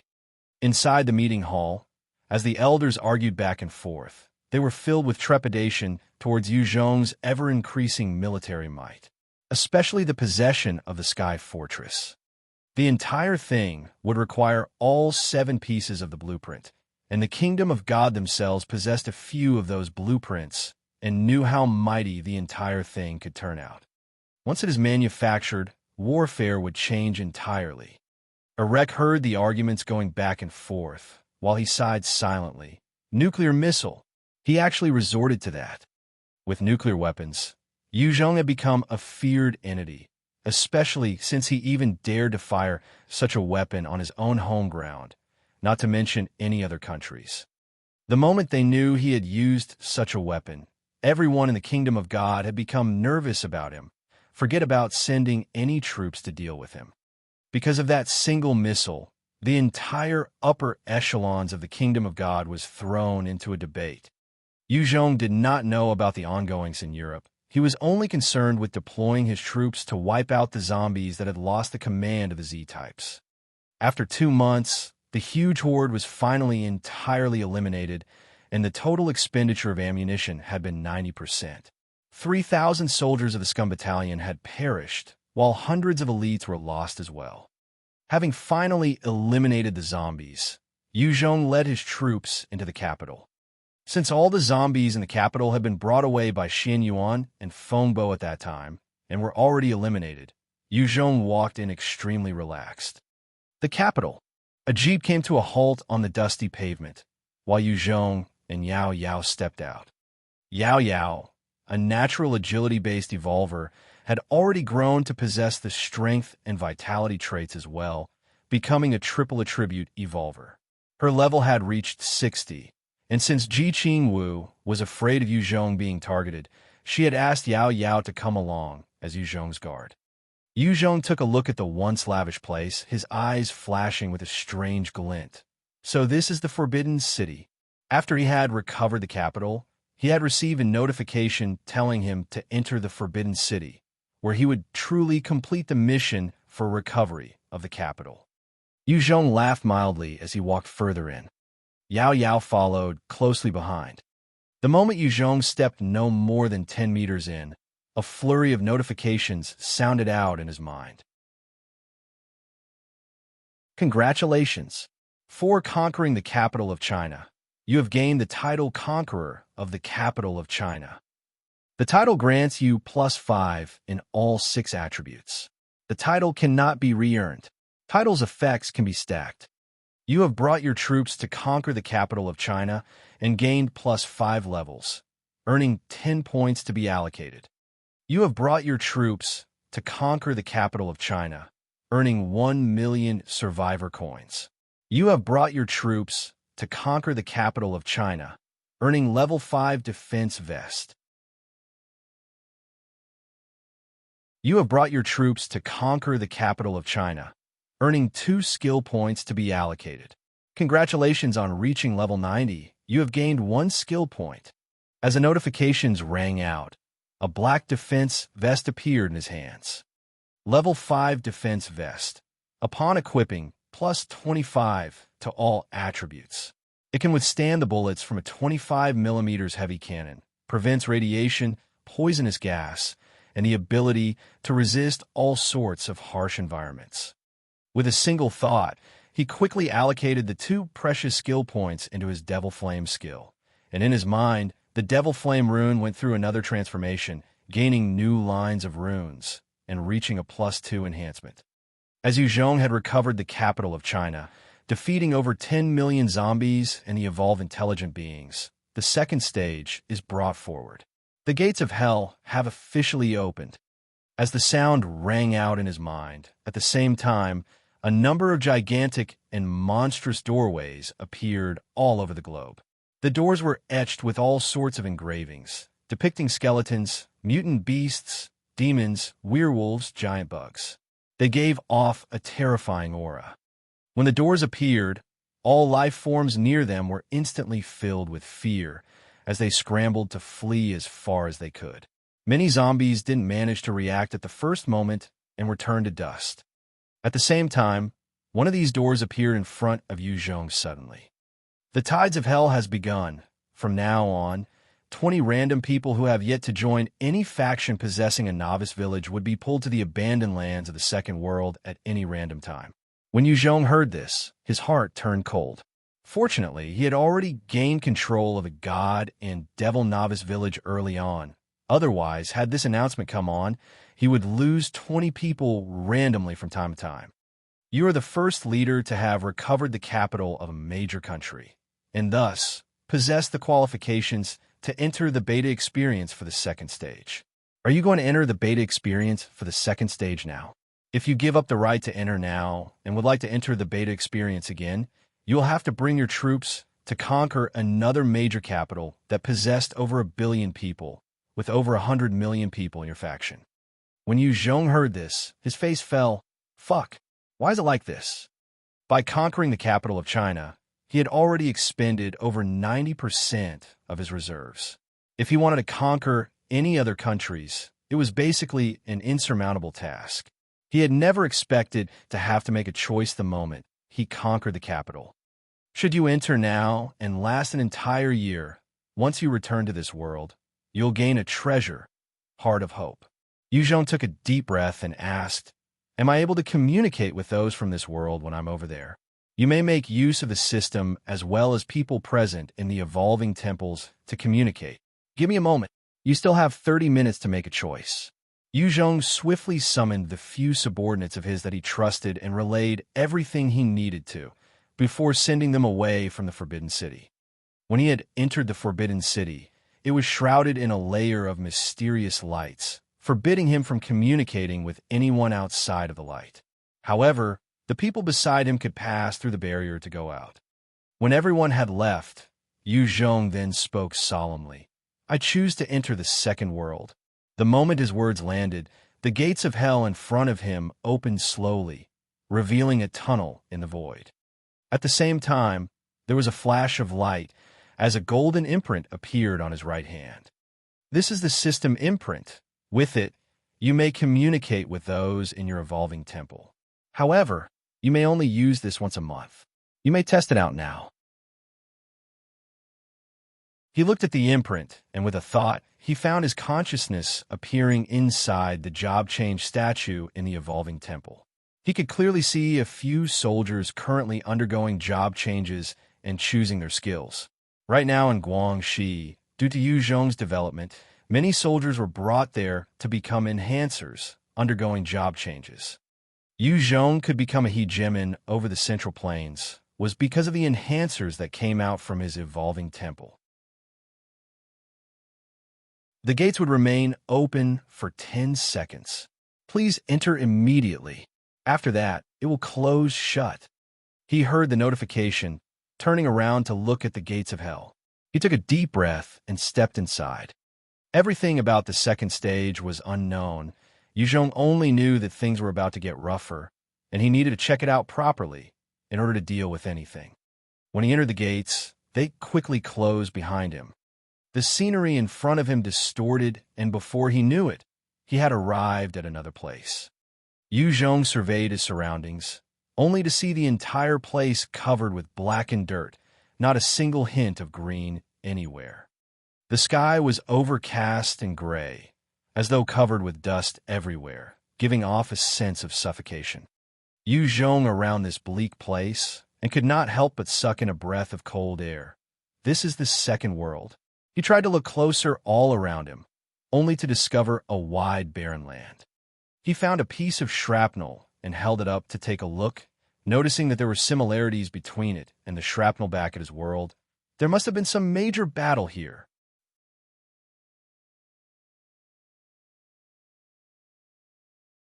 Chapter 705, Enter, the Second World. Chapter 705, Enter, the Second World.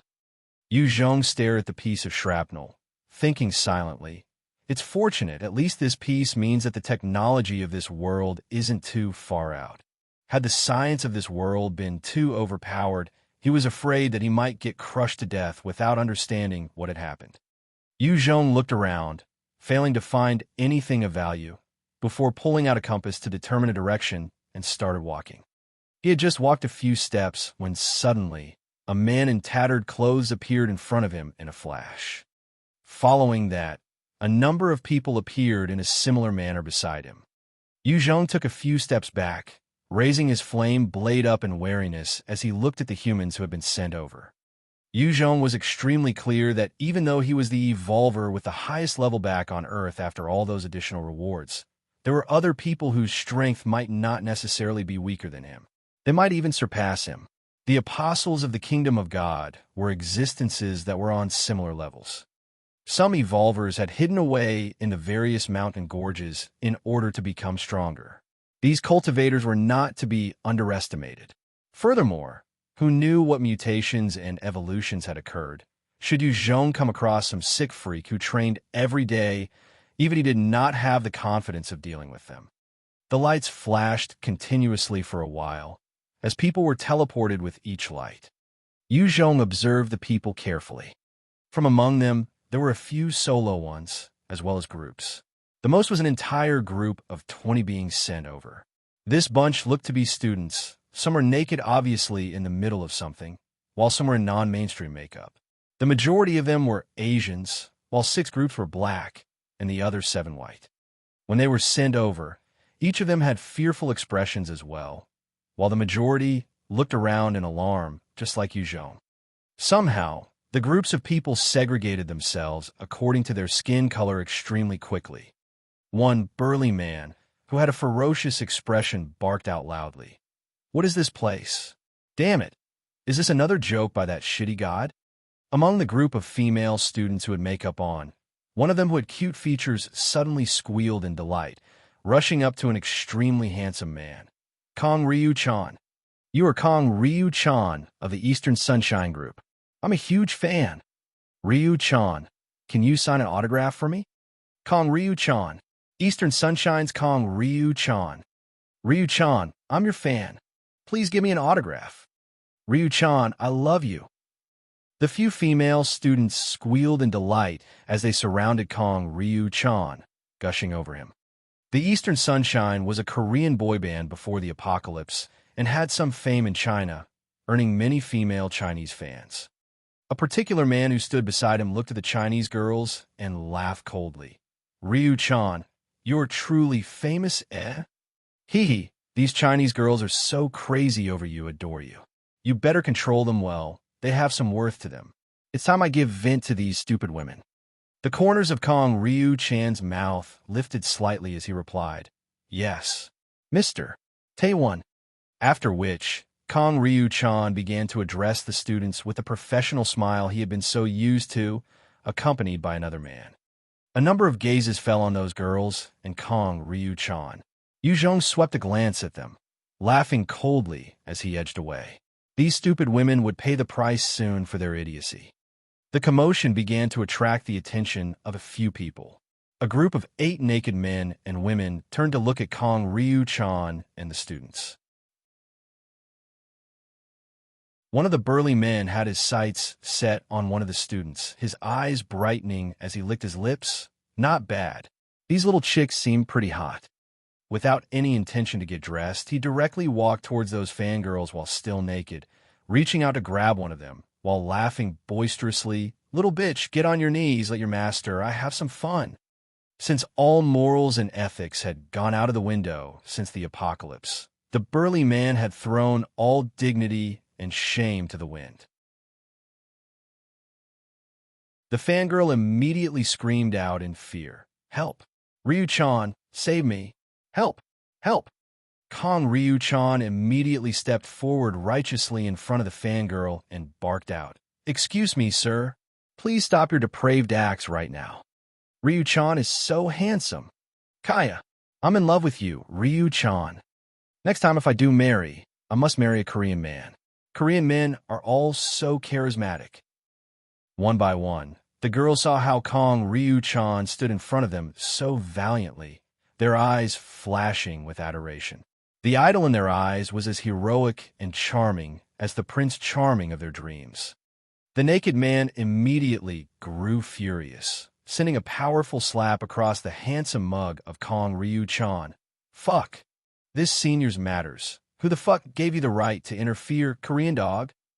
With a resounding paw, Kong Ryu-chan was sent sprawling to the ground, a few of his teeth knocked out, his entire face bleeding.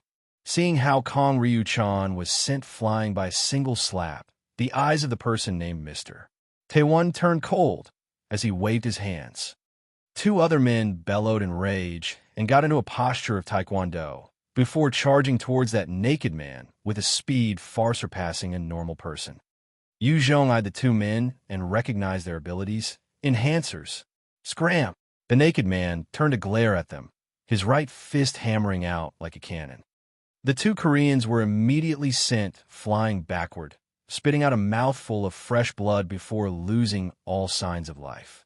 After killing the two Koreans in such an explosive fashion, his face flashed with a savage look as he grabbed Kong Ryu-chan by the head, lifting him up. "Gigolo, fucking kneel, or this senior will rip off your head." Kong Ryu-chan eyed the naked man, his body shuddering as fear flashed in his eyes. He immediately got down on the ground in front of the naked hooligan, kowtowing, "Please spare my life, master. Spare me. Don't kill me. Don't kill me." Those students had been protected all these while and did not experience the true cruel reality of this apocalypse. But Kong Ryu-chan knew, if he were to infuriate such cruel experts, he would definitely die as an ordinary person. Ryu-chan! Ryu-chan! Seeing him kneeling so pitifully and kowtowing, the fangirls felt their hearts ache, as though their fantasy had been crushed. The pretty fangirl rushed up toward the naked man with a pale face. "Don't you bully Ryu-chan! You bastard!" These young teenagers were going through their rebellious phase, and their thinking was still naive. Hence, this young fangirl could not stand for her idol to be mistreated. The naked man laughed cruelly as he shot Kong Ryu-chan a glance. "Ha ha! Little rascal, seems like you don't truly understand the character of this Korean punk that you idolize. Interesting. Let me show you how cruel society is. Kong Ryu-chan, go tear her clothes off and make her kneel. If she doesn't, feel free to break her legs." The fangirl was shocked and retreated a few steps before mustering her courage to shout. Ryu-chan would not do that. The originally kneeling Kong Ryu-chan immediately exploded out like some deranged demon, grabbing the girl's clothes forcefully and ripped them off. With a loud tear, the girl's clothes were torn off completely, revealing her bra and underwear. Kong Ryu-chan looked as though he was possessed as he roared, "Kneel! Kneel in front of Master, otherwise I'll break your legs."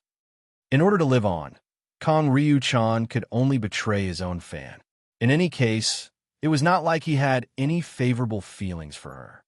The fangirl could only stare blankly, the image of her idol shattering all around her. For this man in front of her, she had fought daily on the various discussion boards online. Even if this man had caused a woman's miscarriage by kicking her, she had still shielded him and believed in him. As long as any of her friends dare speak ill of her, she would immediately fall out with them. For this man, she had even ignored her own safety to protect him.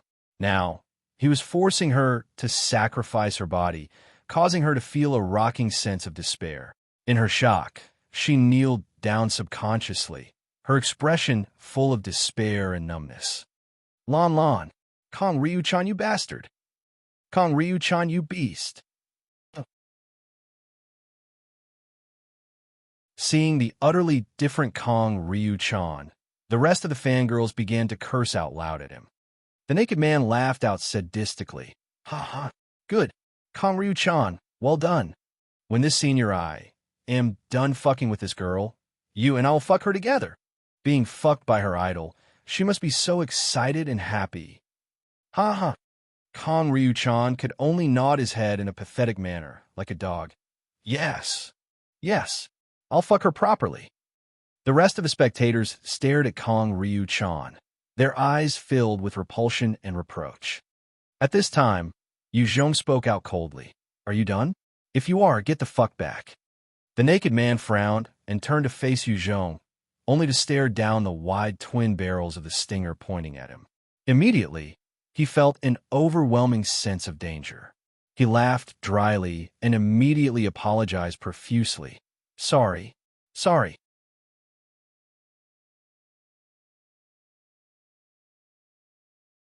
Chapter 706, Strangeland. Chapter 706, Strangeland. Based on Zhong's personality, if someone had tried to rape a woman in front of him, he would definitely have blasted off his head without saying anything. However, it was just that he didn't care for Kong Ryu-chan much as well, and decided not to deal with the naked man yet. The naked man chuckled a little before returning to his group. He did not choose to antagonize Zhong, as his guts told him this man was terrifying. Should he attempt to, he would most likely die. The fangirl who had her clothes ripped by Kong Ryu-chan had a complicated gaze as she stared at Zhong deeply before walking over. Thank you. After that, she returned to her friends without so much as a second glance at her idol, and the whole bunch of them joined the rest of their friends. When the scene was over, this group of survivors that had been thrown into the second world had already segregated into different groups. After they separated themselves, a middle-aged man in a suit asked, "What the hell happened? What is this place? Does anyone know?" No. Everyone shook their heads, their expressions bewildered. They had been living decently on Earth, who knew they were suddenly transported to this place. Especially those girls who only knew to chase their idols. They had been living a carefree life under the protection of an expert, but now they have seen for themselves how terrifying humans could be. Zhong was clear that this was a world of the second stage. Other than that, he knew absolutely nothing. Hence, he kept silent, standing in a corner quietly while observing the rest. One bespectacled man who looked dignified spoke out. Everyone, keep quiet. Quieten down. Right now, regardless of where we are, we should stick together. I think we might have been teleported here by that god. It is important to find water and food. Without it, we will die here. Hearing his words, everyone else felt their hearts run cold. They had not brought much with them. In a way, they had truly been thrown here without so much as a warning. There were no resources or rations they could have prepared beforehand. In such conditions, if they didn't find water or food, they would not last more than 3 days. The middle-aged man continued. Everyone, I'm called Ma Fan. A snake cannot live without its head. If our small group does not have a leader to help command everyone, it's not ideal. Ma Fan is not talented, but I'm willing to take on the heavy responsibilities of being a leader and lead everyone out of this dangerous place. Ma Fan was a smart person. He knew the importance of being in a leadership position. In China, all the good stuff had been enjoyed by the leaders, while the rest of the people had to slog just to attain barely 1/10 of what the leaders had. The naked man glanced at Ma Fan and spat. Humph. Who the fuck are you? Do you want to be a leader? You better challenge this senior fist. As long as you can win me, you can be the leader for all I care. Ma Fan was seemingly not angry as he chuckled. Of course, the most important trait of a leader is his wits, not combat strength. I graduated from MIT and was a chairman of the Tianli group. I believe that I have the means to lead everyone out of danger. Ma Fan was not those who sought to settle things by strength. After all, he was not one to work to his disadvantages. Zhong eyed these unreasonable people and shook his head. walking towards the distance. He didn't want to have anything to do with them. This second world was definitely fraught with dangers. Zhong wasn't willing to risk his lives for this bunch of people, nor was he willing to be their subordinate. The moment he moved, the rest of the groups hesitated before moving in their own directions. After all, there was only death should they stay. There was not a hint of greenery of life, nor food, or the most precious, water. In order to live, they had to at least find a water source. The group of fangirls chattered for a while before following Zhong. The one who was the prettiest and had her clothes ripped earlier ran up to Zhong's side. "Hello. I'm called Xiaolan. What's your name?" "Zhong." Zhong replied indifferently while continuing. Xiaolan gritted her teeth and continued. "Zhong, thank you so much for just now. I didn't expect Kong Ryu-chan to be such a person. I was truly blind." She had liked Kong Ryu-chan, only to be let down with the earlier episode. It caused her idolization and feelings about him to crash and disappear. Zhong continued walking when he suddenly frowned, as a powerful sense of danger arose in his heart. He immediately barked out, "Stop!" Hearing his shout, those who were on the same path were taken aback. Many looked forward, yet did not discover anything. One young hooligan looked at Zhong and smirked. "There's nothing. Don't try and frighten us, fool." The 8 hooligans shot condescending looks at Zhong before continuing forth. "Let's go. Coward." One of them gave a wolf whistle to Xiaolan and the rest. "Beauties, come with us. There's no future with this scaredy cat. Us brothers will protect you girls." They pulled out their melee weapons, consisting of machetes and butcher knives, showcasing their muscles, hoping to attract Xiaolan and her friends over. If Zhong had not shown his weapons earlier, they would have long since rushed over to chop him to death and snatch Xiaolan and her friend away. However, they were wary of that stinger in his hands and did not dare go overboard. Xiaolan and the rest retreated instead, standing behind Zhong. Zhong himself did not bother about those youths, instead coldly staring ahead. It was a vast plain of nothing, and there was no difference between the area in front and everywhere else. He did not sense any life forms. However, his danger perception was ringing like crazy, every cell in his body taut and screaming at him not to advance further. Zhong's pupils narrowed as he sucked in a deep breath and said solemnly, "Retreat." After that, he quickly moved away. Xiaolan and the rest exchanged looks and followed his lead. They might be innocent, but they could tell that Zhong was not joking. One of the hooligans continued to jeer, "What a coward. There's nothing there. Brothers, let's go. We'll take a look." "Go." One of them looked at Zhong with despise. In order to show off their bravado, they began to walk towards the region. They pulled out their weapons and looked around warily. The leader walked for a few hundred meters and did not discover anything amiss before turning to shoot another look at Zhong. "What the heck? There's nothing.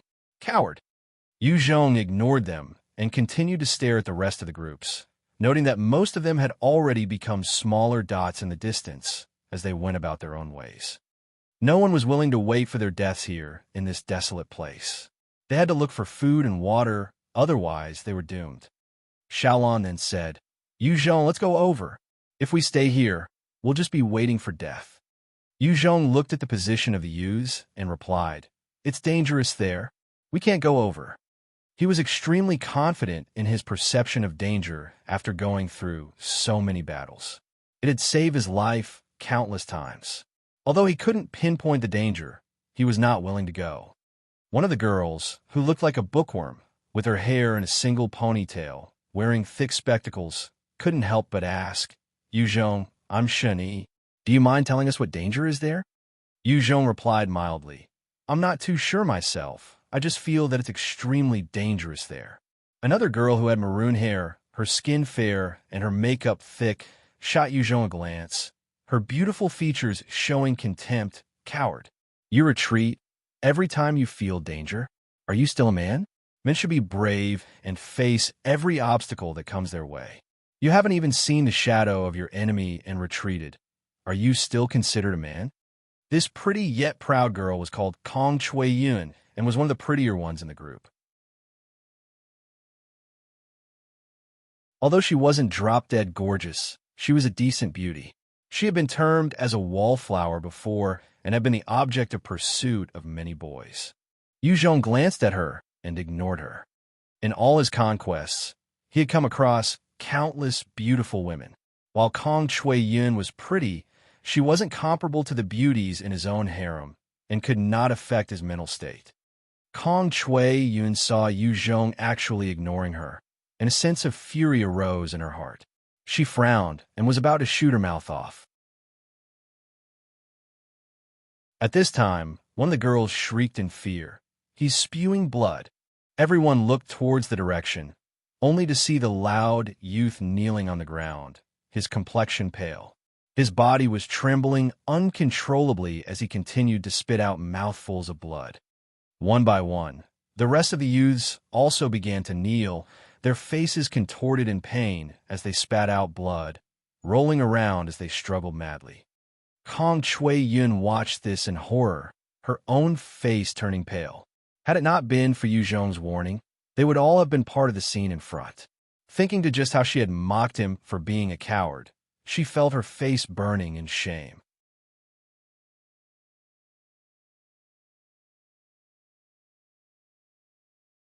Chapter 707. Brutal Human-like Creatures. Chapter 707. Brutal Human-like Creatures. At that moment, there were many people doubling over as they coughed out blood, while those who could immediately ran away from their positions. Everyone looked all around in fear, not knowing what was happening. "What is this place? What's going on?" Everyone broke out in panic, and some even screamed out of fear. Dying without any reason was even more terrifying than facing mutant beasts. Zhong looked all around, and he couldn't help but frown further. He had never seen such a scene before. Zhong surveyed the surrounding and walked towards the west, head that way. "Wait for me." Kong Chui-yun and the rest were jolted and quickly followed after him. They had finally recognized his abilities and began to rely on him. Since they had been protected back on Earth and had not yet been exposed to the reality of the apocalypse, they could only rely on an expert in this strange environment. The moment Zhong moved, many gazes fell upon him. Among them, there was despise, expectation, and even ridicule. To their shock, as Zhong continued ahead, there was no problem even after several hundred meters. Ma Fan watched Zhong moving uninhibited and quickly called out as his eyes flashed, "Little brother, wait for us." Zhong heard the call, but ignored him. In this second world, his only objective was to understand this place better and survive an entire year. Once he completed the mission, the reward of the Heart of Hope would be a treasure. He was not willing to stay behind to protect those wastrels. "Let's go." Ma Fan saw that Zhong had no intentions of minding him, and quickly waved his hands, signaling the 20 subordinates around him, chasing after Zhong. The rest of the segregated groups also followed after him. Zhong traversed extremely cautiously, his danger perception being forced to its limit. Each time he felt a sense of danger from an area, his entire body would go taut, and his hairs would stand on end. He would then rout around the region. Zhong walked for about 4 hours in this godforsaken place, yet there was nothing. It was plain desolation for miles and miles. "Watch out!" Suddenly, he was assaulted by an intense sense of danger, and he immediately barked out loud. At that moment, a number of human-like savages that were at least 2 m tall, naked, with black-yellowish skin, carrying large wooden bats in their humongous hands rushed towards Zhong and the people behind him. Their faces were contorted and their eyes flashed with madness. "Fast!" He stared at them, his eyes narrowing as his heart turned cold. Every single one of them possessed a speed at least 4 times as fast as a person. The fastest was about 8 times a person. While their speed wasn't much compared to Zhong, when compared to ordinary people, they were existences even special forces of the previous world could not match. Seeing these human-like creatures suddenly appear, the hundreds of humans who had been transported to this world lost their composure and began to flee in different directions. Kong Chui-yun watched the approaching herd of giants, and her eyes were filled with fear as she screamed out, "Quick, run!" "You Zhong."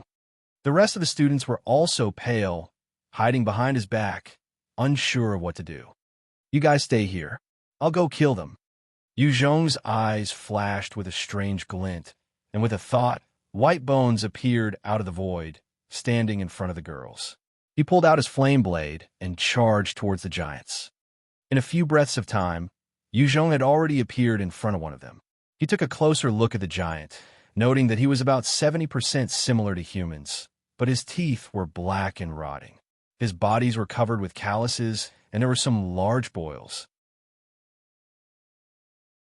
His eyes were filled with a savage glint. The human-like creature saw Yu Zhong, and his eyes flashed, raising the huge wooden bat in his arms high to smash down on Yu Zhong. Yu Zhong had the mind to test the strength of this creature and did not dodge or evade, instead raising his hands to slap at the wooden bat. Pong!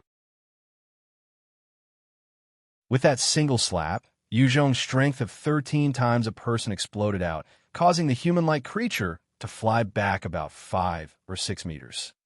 Although he sent the creature flying, Yu Zhong's eyes darkened. 10 times the strength of a person.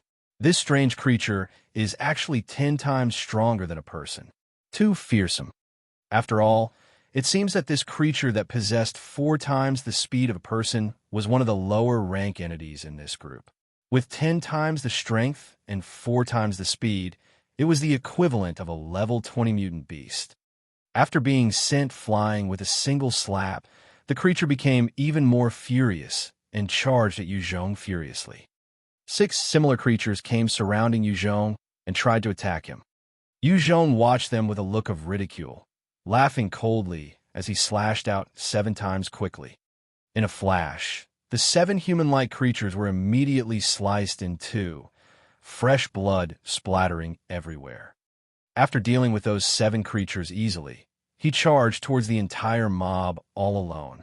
Any creature unfortunate to come across him was directly slashed in 2. Not a single one of them was Yu Zhong's match. Yu Zhong was extremely valiant, but he was just one person and could not stop the entire group. The 100-odd human-like creatures had speed way faster than ordinary humans and quickly chased up to the fleeing survivors. One of the creatures leaped and appeared behind a black man.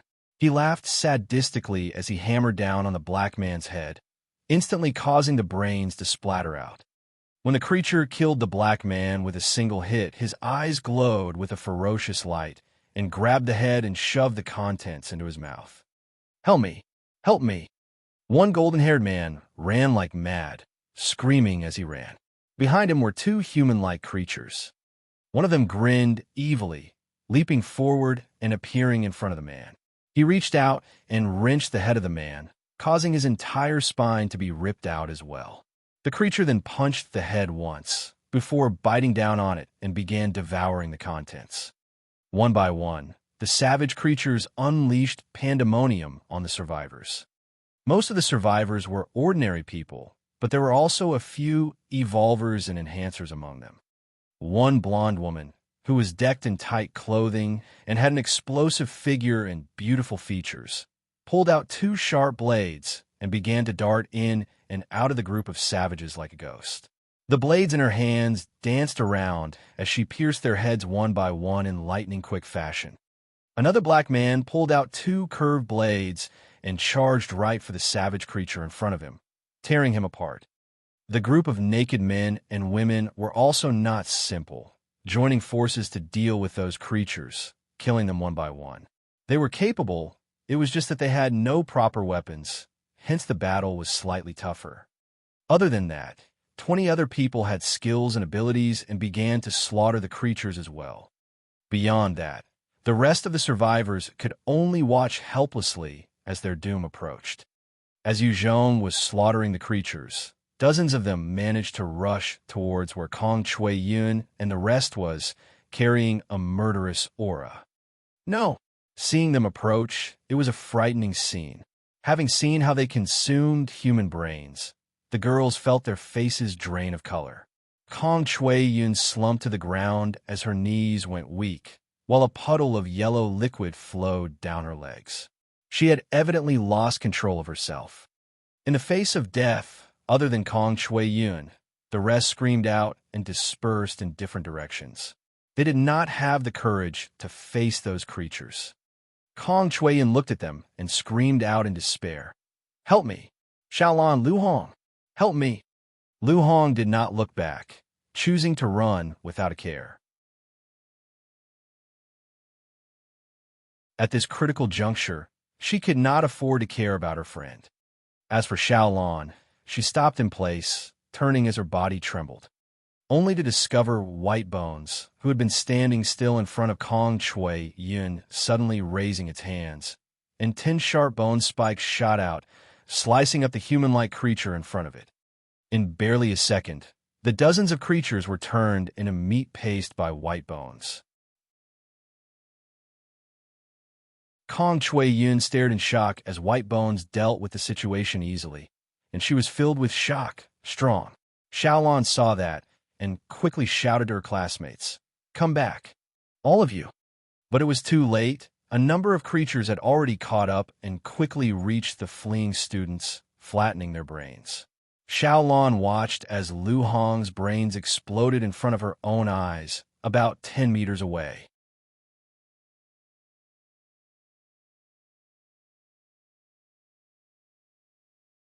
Chapter 708, Soul Enhancement. Chapter 708, Soul Enhancement. Xiaolan watched as her good friend was killed in a single heartbeat, and her eyes flashed with terror, retreating madly towards White Bones. Now she knew why Zhong wanted them to stay where they were. It was tougher to protect than to kill. Even for White Bones, it could not possibly protect those who chose to flee. It was only by itself. One other human-like creature panted with ragged breath, its eyes bloodshot. It licked its lips and made its way toward Xiaolan. In just a breath, the creature appeared near Xiaolan, its bat that was covered with brains and blood swinging toward Xiaolan violently. "Help!" Despair flashed past her eyes as her heartbeat quickened. The vessels in her eyes also turned redder, when suddenly a psychic barrier appeared above her and protected her. The huge bat slammed down on the barrier, causing it to shatter, but its trajectory was delayed for a short while. At the next instant, a sharp bone blade slashed out, directly decapitating the creature as a shower of blood sprayed out, splattering all over Xiaolan. Xiaolan's eyes were red as she gasped for breath, almost vomiting. However, her desire to live was stronger than the urge to puke, as she mustered all her strength to run towards White Bones. Along the way, the bone blade continued to soar around, slicing the heads of the many creatures all around. Strong! Xiaolan watched it all, her heart filled with shock. She managed to reach White Bone's side and stood there quietly as it continued to slaughter the human-like creatures. The remaining survivors saw how easily White Bones was slaughtering the savages, and they tried to make their way closer to it. Of the 20-odd enhancers that were fighting the savages, 7 of them had already perished, and the rest quickly made their way towards White Bones. Not a single one of them was on par with White Bones. Zhong slashed out thrice, cleaving 3 savages into halves. At the same time, as the creatures were slaughtered, a few strands of life energy that ordinary people could not detect were absorbed by the god and devil imprint on Zhong's arm. The moment that life energy was absorbed, they were directed towards his body, strengthening his own life, force, and soul. As Zhong continued to slaughter those savages, he suddenly felt enlightened. As expected, I can only further improve by entering this second world. It doesn't seem like much, but killing these human-like creatures should be able to provide some benefits. On Earth, if Zhong wanted to continue to enhance himself, he would have to kill those Type 4 mutant beasts, or even Type 5 ones that could annihilate entire countries. Furthermore, killing the mutant beasts on Earth strengthened his body, while killing the life forms in this second world enhanced his soul. Although there was no direct or immediate boost to his strength, he knew that it would definitely benefit him in the long run. Strong! The rest of the survivors watched in shock as Zhong continued to slaughter the savages easily. Even the blonde lady, whose figure and looks were astounding, had a strange glint in her eyes while she continued to kill the savages in her own way. Under the joint efforts of Zhong and White Bones, over half of the 100-odd savages were killed. When the rest saw that things weren't going well, they quickly turned and fled. Trying to escape? Let me see where you guys are hiding. Zhong watched them flee and did not continue to unleash his fury, instead choosing to chase after them. Since these creatures were fleeing, they would not head to those strange regions that caused the survivors to die without any warning. These savages weren't a threat to Zhong. Only the regions that could cause the strange deaths were truly terrifying. After passing a hill, Zhong saw a village that had no defenses whatsoever. The remaining 60 or so savages quickly escaped into the village. Within seconds, many other naked female savages with breasts hanging out came charging out of the villages. They were really ugly, and their bodies were full of calluses. Other than them, there were also younger versions of the savages, likely the younger generation, grabbing weapons as they came charging at Zhong as well. Zhong shot them a cold look, seeking death. In a flash, he charged right through the village. The hundreds of savages came pouncing towards Zhong. The flame blade in his hands flashed out, slicing towards those human-like creatures, and they were quickly turned into dismembered body parts. Not long after Zhong left, White Bones suddenly stirred from its stance, chasing after Zhong with big strides. "Wait for me!" Xiaolan and Kong Chuiyin called out in anxiety as they followed. Without its protection, they were just ordinary girls without any combat strength. They could be easily killed. Ma Feng chased after as well, calling out urgently, "Brother, your strength is powerful. Please stay and protect us. We have over 100 people here. If you leave, we will all be in danger."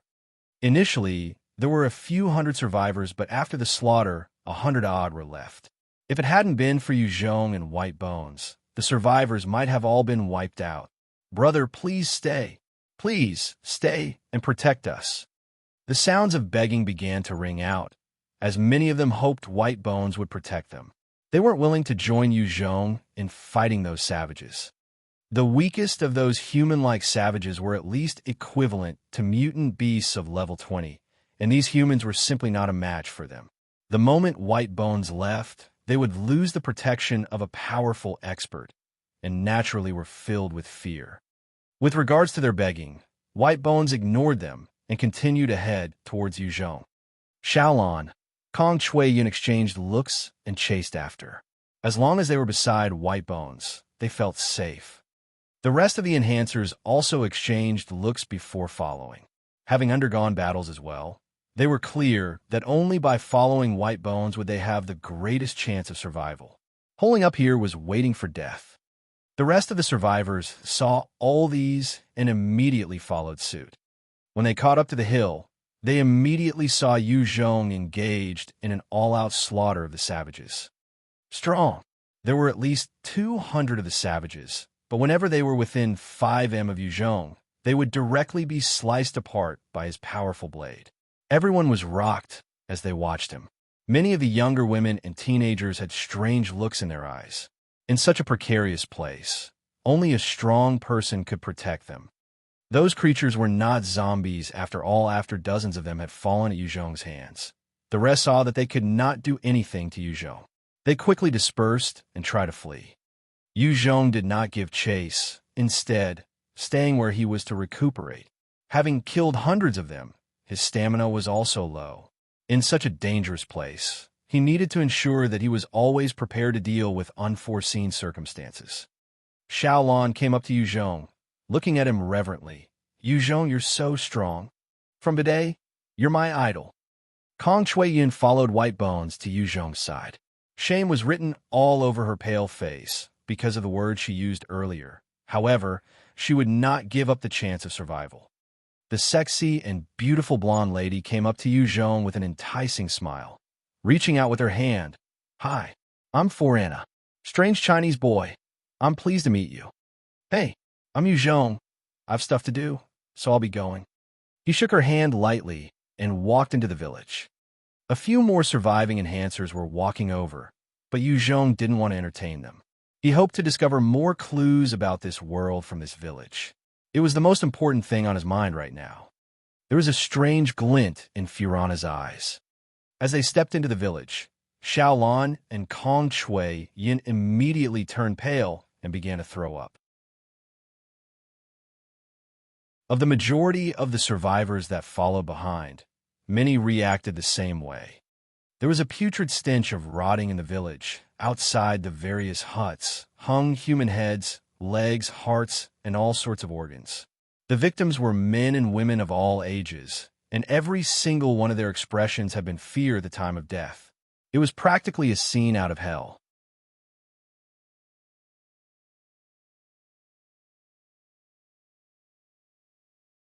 Chapter 709, Radiation Detector. Chapter 709, Radiation Detector. These damn beasts! Kong Shui Yin cursed out loud, before walking over to Yu Zhong and gripping his shirt tightly. She had seen the head of a girl, not more than 12, hanging outside a hut. That horrific and tragic sight had almost driven her insane. In this hellhole, if she didn't grab Yu Zhong's shirt, she didn't have the courage to linger. Su Lan observed Yu Zhong carefully, noting that he was walking through this godforsaken place without any expression, as she thought to herself. Just what had he gone through for his heart to be numb to this extent? Yu Zhong had seen his fair share of depravity and cruelty, especially in Country A. He had seen the natives not even sparing kids. It was not easy to shake the resolute will and heart of his.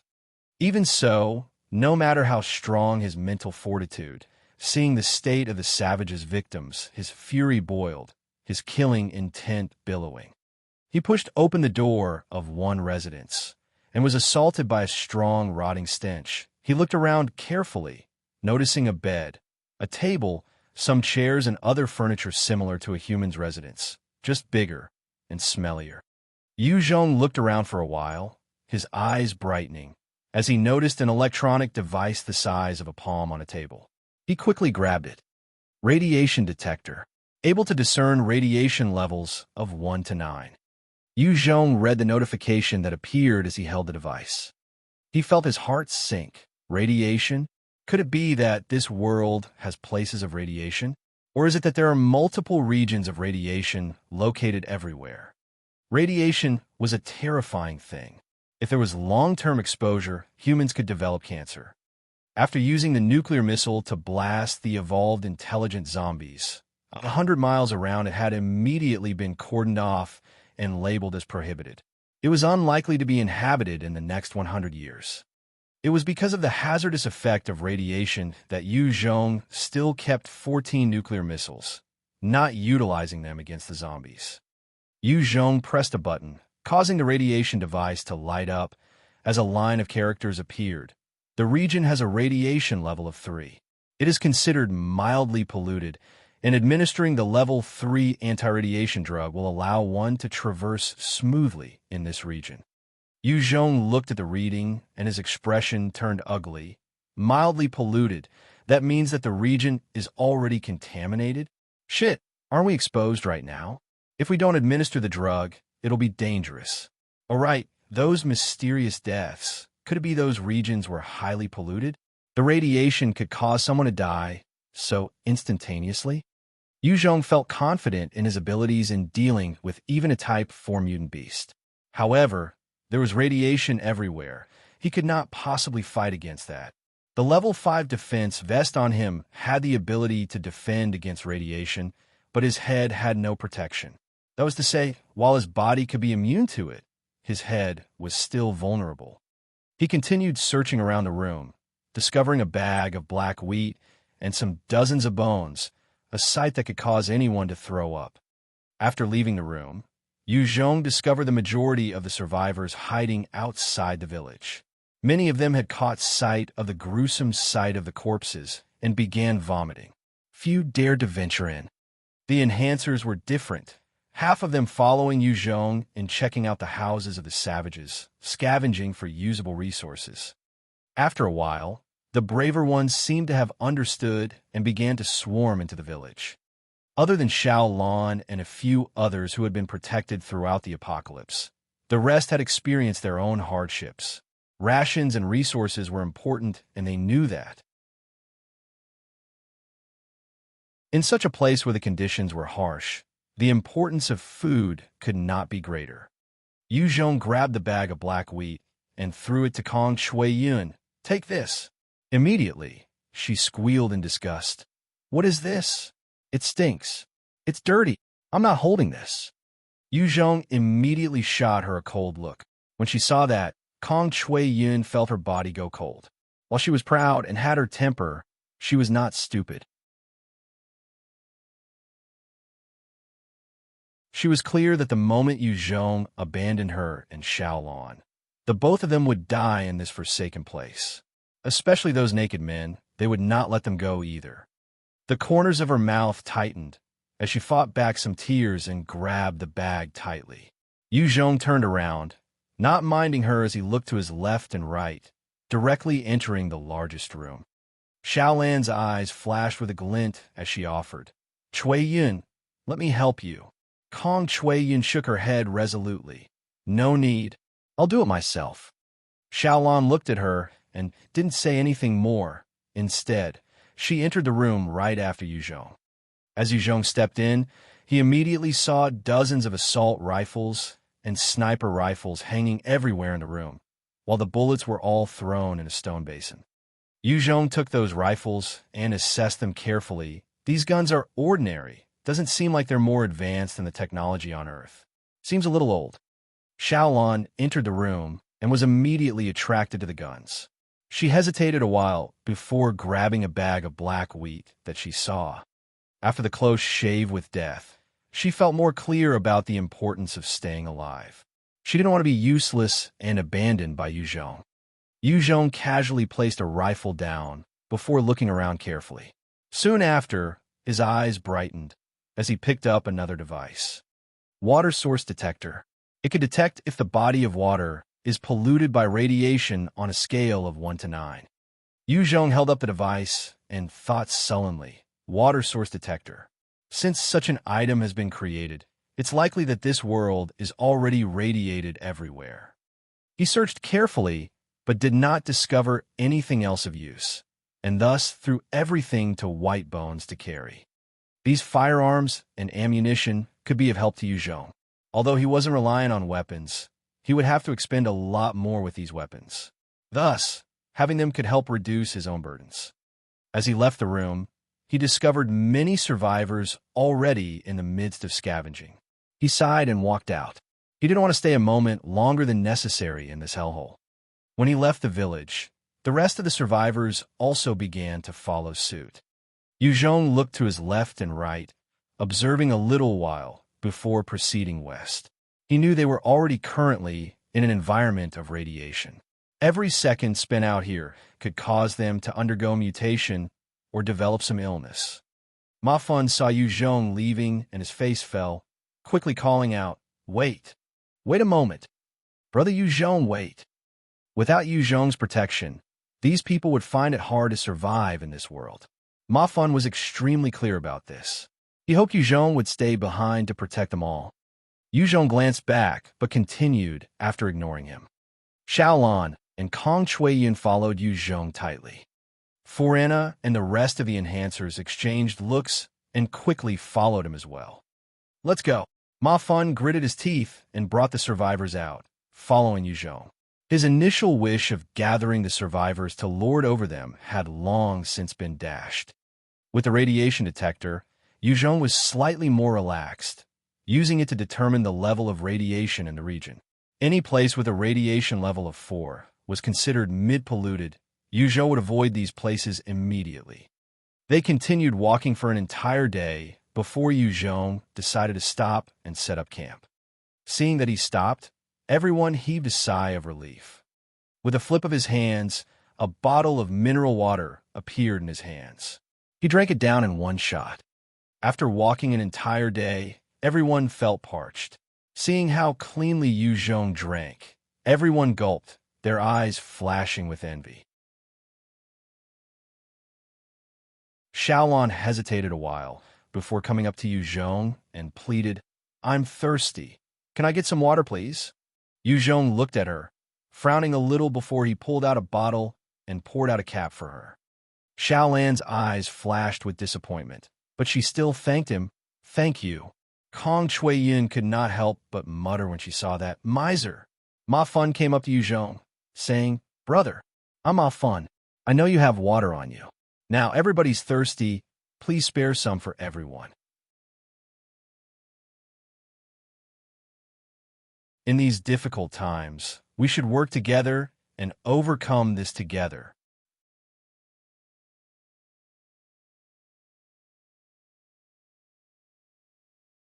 Chapter 710, Precious Water. Chapter 710, Precious Water. Yu Zhong eyed Ma Fun coldly and scoffed. "The water I have was what I brought with me. What does it have to do with you? If you want a drink, go find it yourself. Don't bother me." Scram. When Yu Zhong saw the water source detector, he knew that clean water free from any contamination was extremely precious. He did indeed have a large amount of water in his storage ring. It was enough to last him half a year. However, if he were to give it out to these hundreds of survivors, it would be gone in a few days. He did not fancy himself as a saint, nor did he intend to sacrifice himself for the sake of the rest. "You're too selfish." Ma Fun instantly blew his top, intending to curse out, when a sharp bone spike extended right to his forehead in a flash. Seeing the flash in White Bone's demonic eyes, Ma Fun swallowed his words with difficulty and stumbled back. The strong preyed on the weak. This was the law of the jungle now. Ma Fun had seen other evolvers killing people casually. He did not want to become a ghost under Yu Zhong's blade.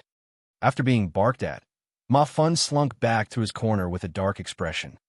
Kong Chuiyin saw Ma Fun going away and came up to him, looking at him with her beautiful eyes. "Please give me a mouthful of water." Yu Zhong looked at her and poured her half a bottle cap.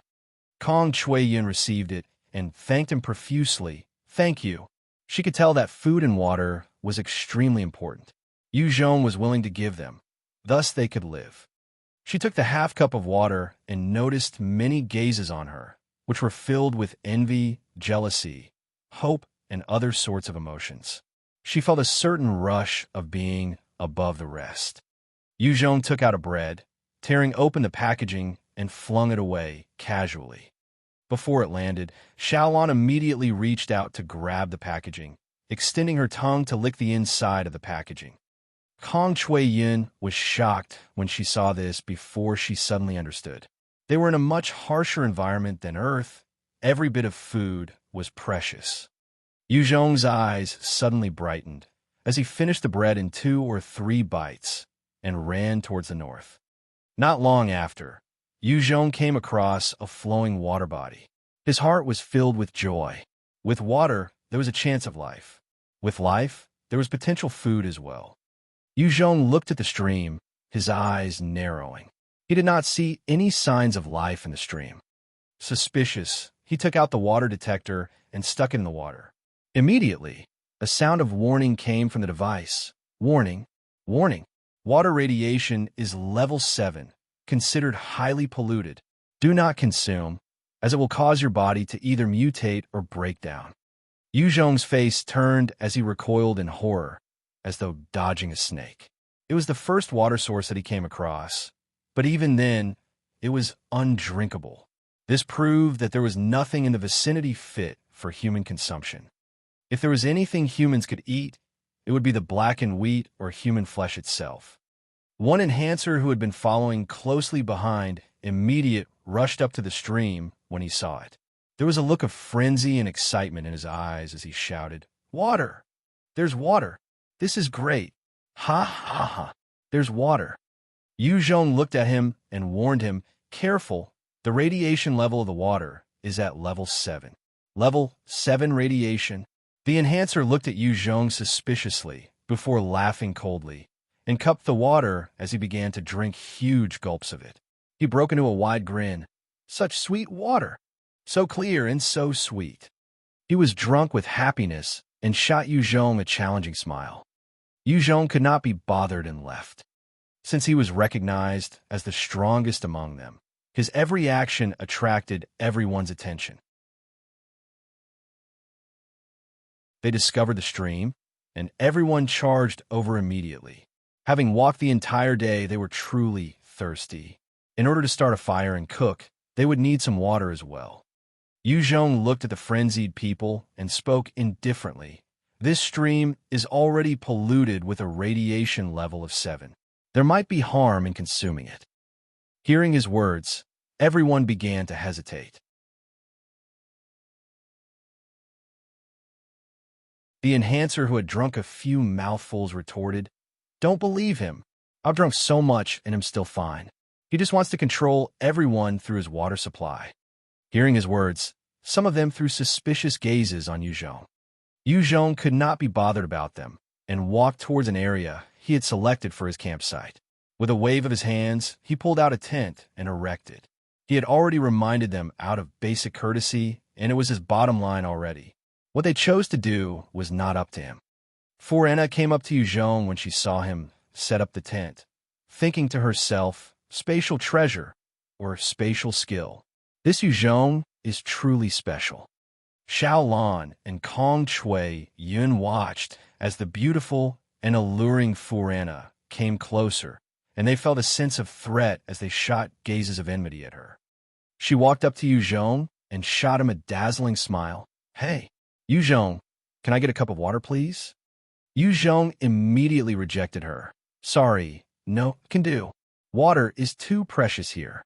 I can't just get it for free. If you want it, you need to offer the right price." Zhong had walked an entire day and discovered this stream, only to find that it was already contaminated. This proved the scarcity and preciousness of water here. If it was on Earth, he could easily hand over some tons of water. However, he could not afford to do so here. Furana's maintained her smile, although she could not believe there was someone who actually turned her down. She adjusted her emotions and asked, "Is the water in the stream really contaminated?" Zhong replied mildly, "If you don't believe me, go ahead. I'm not stopping you." Forena retracted her gaze and asked, "In that case, Zhong, what's the price you want me to pay for me to have some water?" Zhong stared at her straight and gave her a harsh condition. "Slave. As long as you swear to become my slave and serve me with all your heart, not disobeying my order, I will give you ample food and water. Otherwise, we have nothing to do with each other. Why should I help you? Of course, if you become my slave, as long as you disobey any command, I'll kill you at the first moment I can." When Forena heard this, she struggled to maintain her smile as she backed away. "Slave? In that case, forget it." Zhong saw her leave and chuckled coldly, continuing to erect his tent. He had thrown out such a condition in order to deter people from asking him to share. Zhong was still unsure about this world, and food and water was already so precious. He could not possibly waste resources on these people. He still had to last an entire year out here. It was precisely because of this that Zhong had not offered to round the rest of the survivors up and take up the mantle of being a leader. Once he did that, he was responsible for their lives and deaths and had to share his precious resources with them. Before finding a potable water source, he would not try to establish his faction yet. On the other side, when Xiaolan heard Zhong's words, her heart skipped a beat, and her face showed that she was in a dilemma. However, she quickly came to a decision. Zhong's warning did not really prevent the survivors from drinking the water, as many went to quench their thirst with it and use it to prepare the blackened wheat from the village. Once the wheat was cooked, an ugly scene soon appeared. Those who had gone into the village to obtain the wheat began to eat and drink, not sharing with the rest of the survivors. They were clear on the shortage of resources, and they would naturally not share what they had with others. It was basic human nature. At this time, in front of Ma Feng, there was a huge cauldron of black wheat and the stream water cooking. A few of the burly men used smelly bowls to enjoy the soup. A few women and children looked pitifully at the soup, gulping their saliva, looking at Ma Feng pitifully.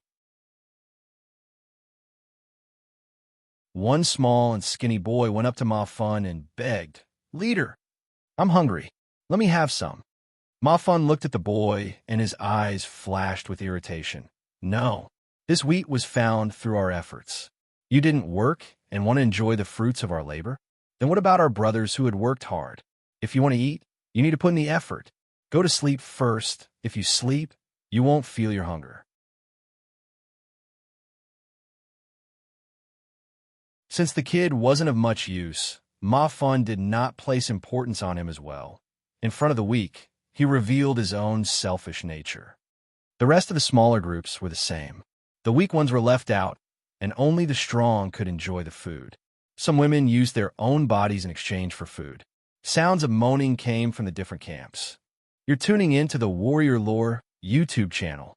Don't forget to subscribe and join us on this journey to catch the most captivating stories.